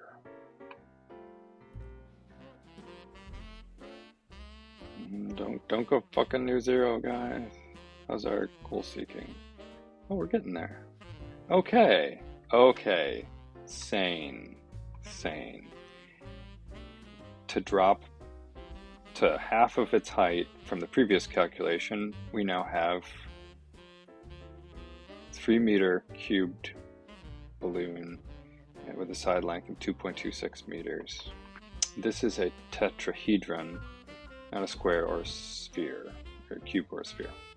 Okay, so let's bring that down to 1 meter altitude and see how that works.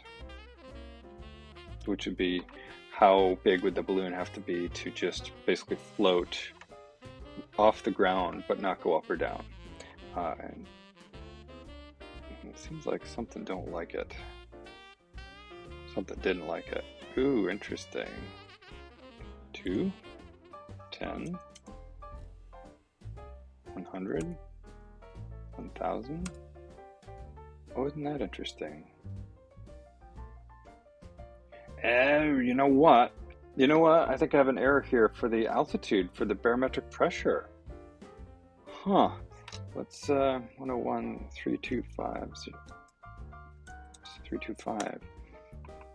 I think me setting the pressure for sea level so low, I think in my lookup table that was making it try to look up below the yes, there's no pressure in this table for less than standard sea level pressure. That's interesting. Which could actually be an issue if you're launching from sea level and there was a very low pressure storm. But for today, we don't need to worry about it. Let's go back to 1 meter. Yes, the numbers here don't go to NA. Let's try and solve again. See if we can lift a kilogram to 1 meter above sea level and have it float there. There we go, grams force.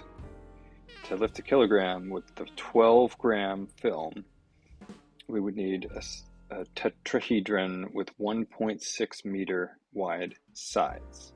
That'd be 5 foot wide sides, which seems about right. That's a kilogram, that's 2.2 pounds. Yeah, Yeah. Yeah, that's right. Absolutely. Okay, so now that we're at 1 meter altitude successfully, let's see how big this balloon would have to be just to lift its own ass off the ground and float 3 feet off the ground. The previous number that we just got of basically 5 foot wide is carrying 1,000-gram payload. That's 2.2 pounds. So let's say 1 gram of payload. Let's run the numbers, see if this can converge the whole gross lift to 0 without failing horribly. Okay, so to lift itself, oh wow, look at this. So for the balloon itself to lift off the ground and be neutrally buoyant, it only has to be 1 foot triangle. And if you think about it, that's about right. And that is literally like a party balloon. And this plastic is a little bit heavier than latex. So yeah, a 1 foot triangle pyramid is right to go this high off the ground. All right, so our sanity checks are still checking. All right. It's interesting.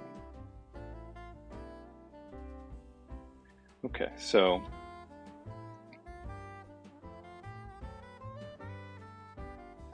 okay. So now the question is, how big would the clasp? All right, folks, we are at the final maybe answer if this works. We're about to ask it with this glass ball sitting here on my table in San Francisco. We'll say that my floor is sea level. It's close enough. Could this ball lift its ass off the ground if I filled it with helium? And how big would it have to be to do so? All right, we're going to punch in the mass, areal mass density or something. Anyway, this glass is 370 grams per square meter. So let's see what we get. Can it lift? Can it lift? This down here has to reach 0. We're getting so close. So close. So close. I mean, did I put the tolerance right? You should be stopping at -1. It did not like it. Might not be converging. 5.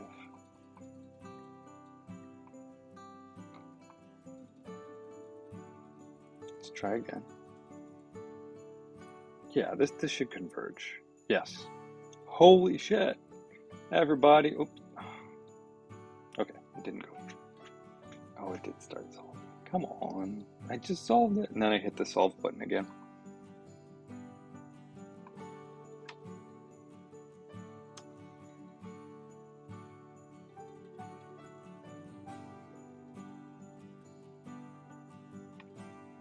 Okay, so this glass ball, silvered, painted blue, and tetrahedron shape. We'll redo the spherical maybe tomorrow. This is close enough. A tetrahedron would have to be 2.7 feet at the triangle width to lift itself off the ground. It's 9 feet triangle just to get neutrally buoyant. We're approaching the size of the lead balloon, if you recall. If you recall, the lead balloon had to be huge just to lift its ass off the ground. Probably about 9 to 15 feet, I can't remember exactly. So, while disappointing, not entirely a surprise. While this only weighs 2.3 grams, it doesn't enclose a lot of volume. And so that means that the more of this glass we have, the heavier it's going to be. And in fact, this will tell us how heavy our envelope is. Holy fuck. The envelope, the glass, is going to be 5.3 kilograms. That's 12 pounds of glass to lift itself off the ground. To enclose 5 cubic meters of helium, it takes 12 pounds of glass. Wow, it's huge. But, I mean, it's not thin glass. I mean, obviously the handling, I mean, would that even hold under its own weight? Yeah. I mean, in order to do that, to get 9-foot triangles of glass that are 0.5 millimeter thick, what would you need to do? How would you need to handle that? I mean, obviously like a robot could handle that.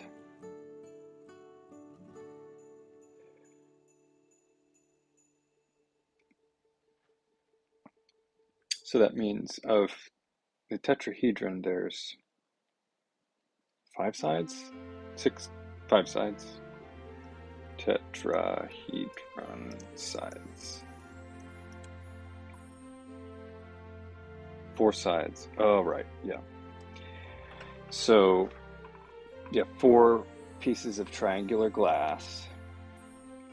Each one would weigh 3 pounds each. Yeah, for like a 9-foot wide sheet of glass to weigh 3 pounds.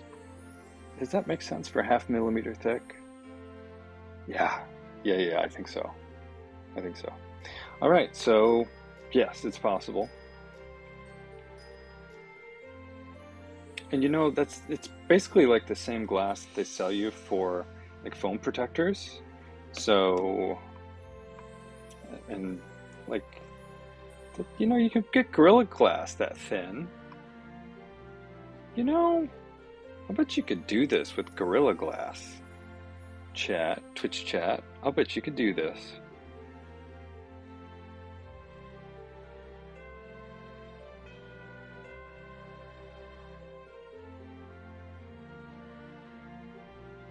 Okay, so theoretically possible. I wonder if you could do it in Denver. Let's say 5,000. No. What is altitude of Denver? We'll just say it's a mile. What is 5,000 feet in meters? It's 1,500 meters. 1500. Can it be done in Denver? Oh, no, that's. I think my calculation is not taking that into account. Sea level pressure. Is this all slightly off? I think my thing might not account for altitude for takeoff. Interesting. Well, let's go look for 1,500 meters and let's punch that pressure in so we can see if. Could you do this in Denver? Could you do it in Denver? Could you do it in a box? So that's 8456. 8456. Oh. Where'd it go? 84560 pascals. Let's solve it. I'll bet it's not possible.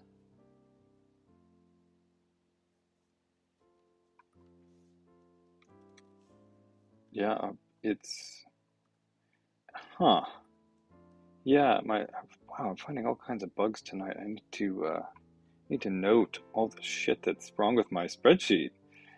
Just a second, let me make some notes. I'm gonna throw you back over to the pretty airships. Oh, that's not so pretty, eh? Well, it's pretty. App. There you go. Stand by. Make some notes here. Fix. Buoyancy. Calc. Sheet. Colon. Launch altitude doesn't seem to be compensated for. Barometric sea level pressure doesn't work below 1325, and air density lookup line doesn't seem to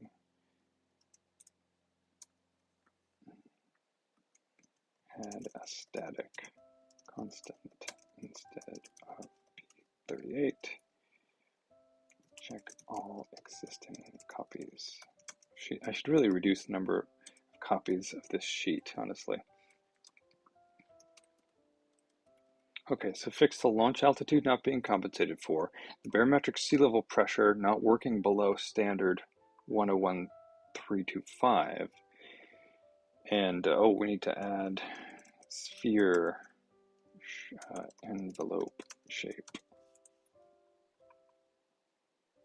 Not that I think that would actually be harder than making it out of flat glass panels that were 0.5 millimeter thick, because that means you would have to blow a sphere of glass that is, roughly 6 feet, 7 feet in diameter to a consistent thickness, plus minus like 0.1 millimeters. I think that would be more difficult than just flat sheets. But, we'll put the sphere in there. And I really need to find a way to make the thing more flexible in choosing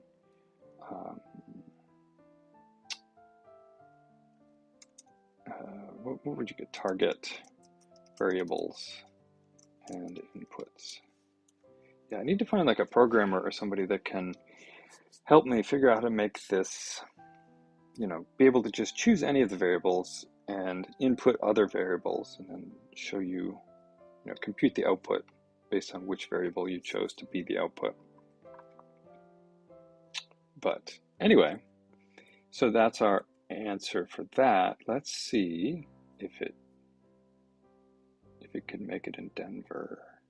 Actually, 101.325. Huh.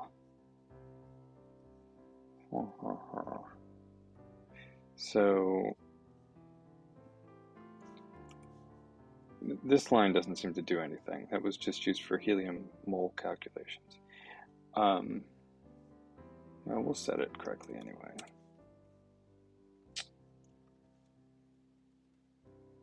Oh, target altitude probably needs to be larger than launch altitude. 1325. Yeah, okay. Yeah, target altitude for float would be Denver, because it's float and it's the same as launch altitude. It's fine to just use this as target. Let's just do it. So the question is, can the balloon be made, the glass balloon, in Denver at 1,500 meters, which is Denver's altitude? It can, and it's only 1 foot wider on the tetrahedron triangles. Interesting. So it can be done at Denver. Well, you know what that means is how high can we go before the thing gets too heavy? Let's try 3,000 meters. So we're going to eventually go over the hook in that curve where your envelope is too heavy to lift for the helium to lift the envelope. And when you add more helium, it adds more envelope. So yeah, okay. So it can make it to 3,000 meters, which is 10,000 feet. And the triangles are 12 feet wide. I think 12 feet might be pushing the limits of Christmas ball glass, wouldn't you? All right, we'll wrap it up there. We'll wrap it up there. All right, thanks everybody for hanging around, lurking, listening. My hair is now a mess. This has been fun, at least a good refresher for me on balloon math and debugging my own spreadsheets. So thanks everyone for listening. The stream today was it was just a little playlist. Actually, I think one continuous long thing from Study and Relax, no copyright music. How do they want this attributed? But I mean, I don't know. I'll just show you their attribution. Okay, Safari. Here's the Safari screen. Desktop. Yeah. Okay. Yeah. You probably saw it. It is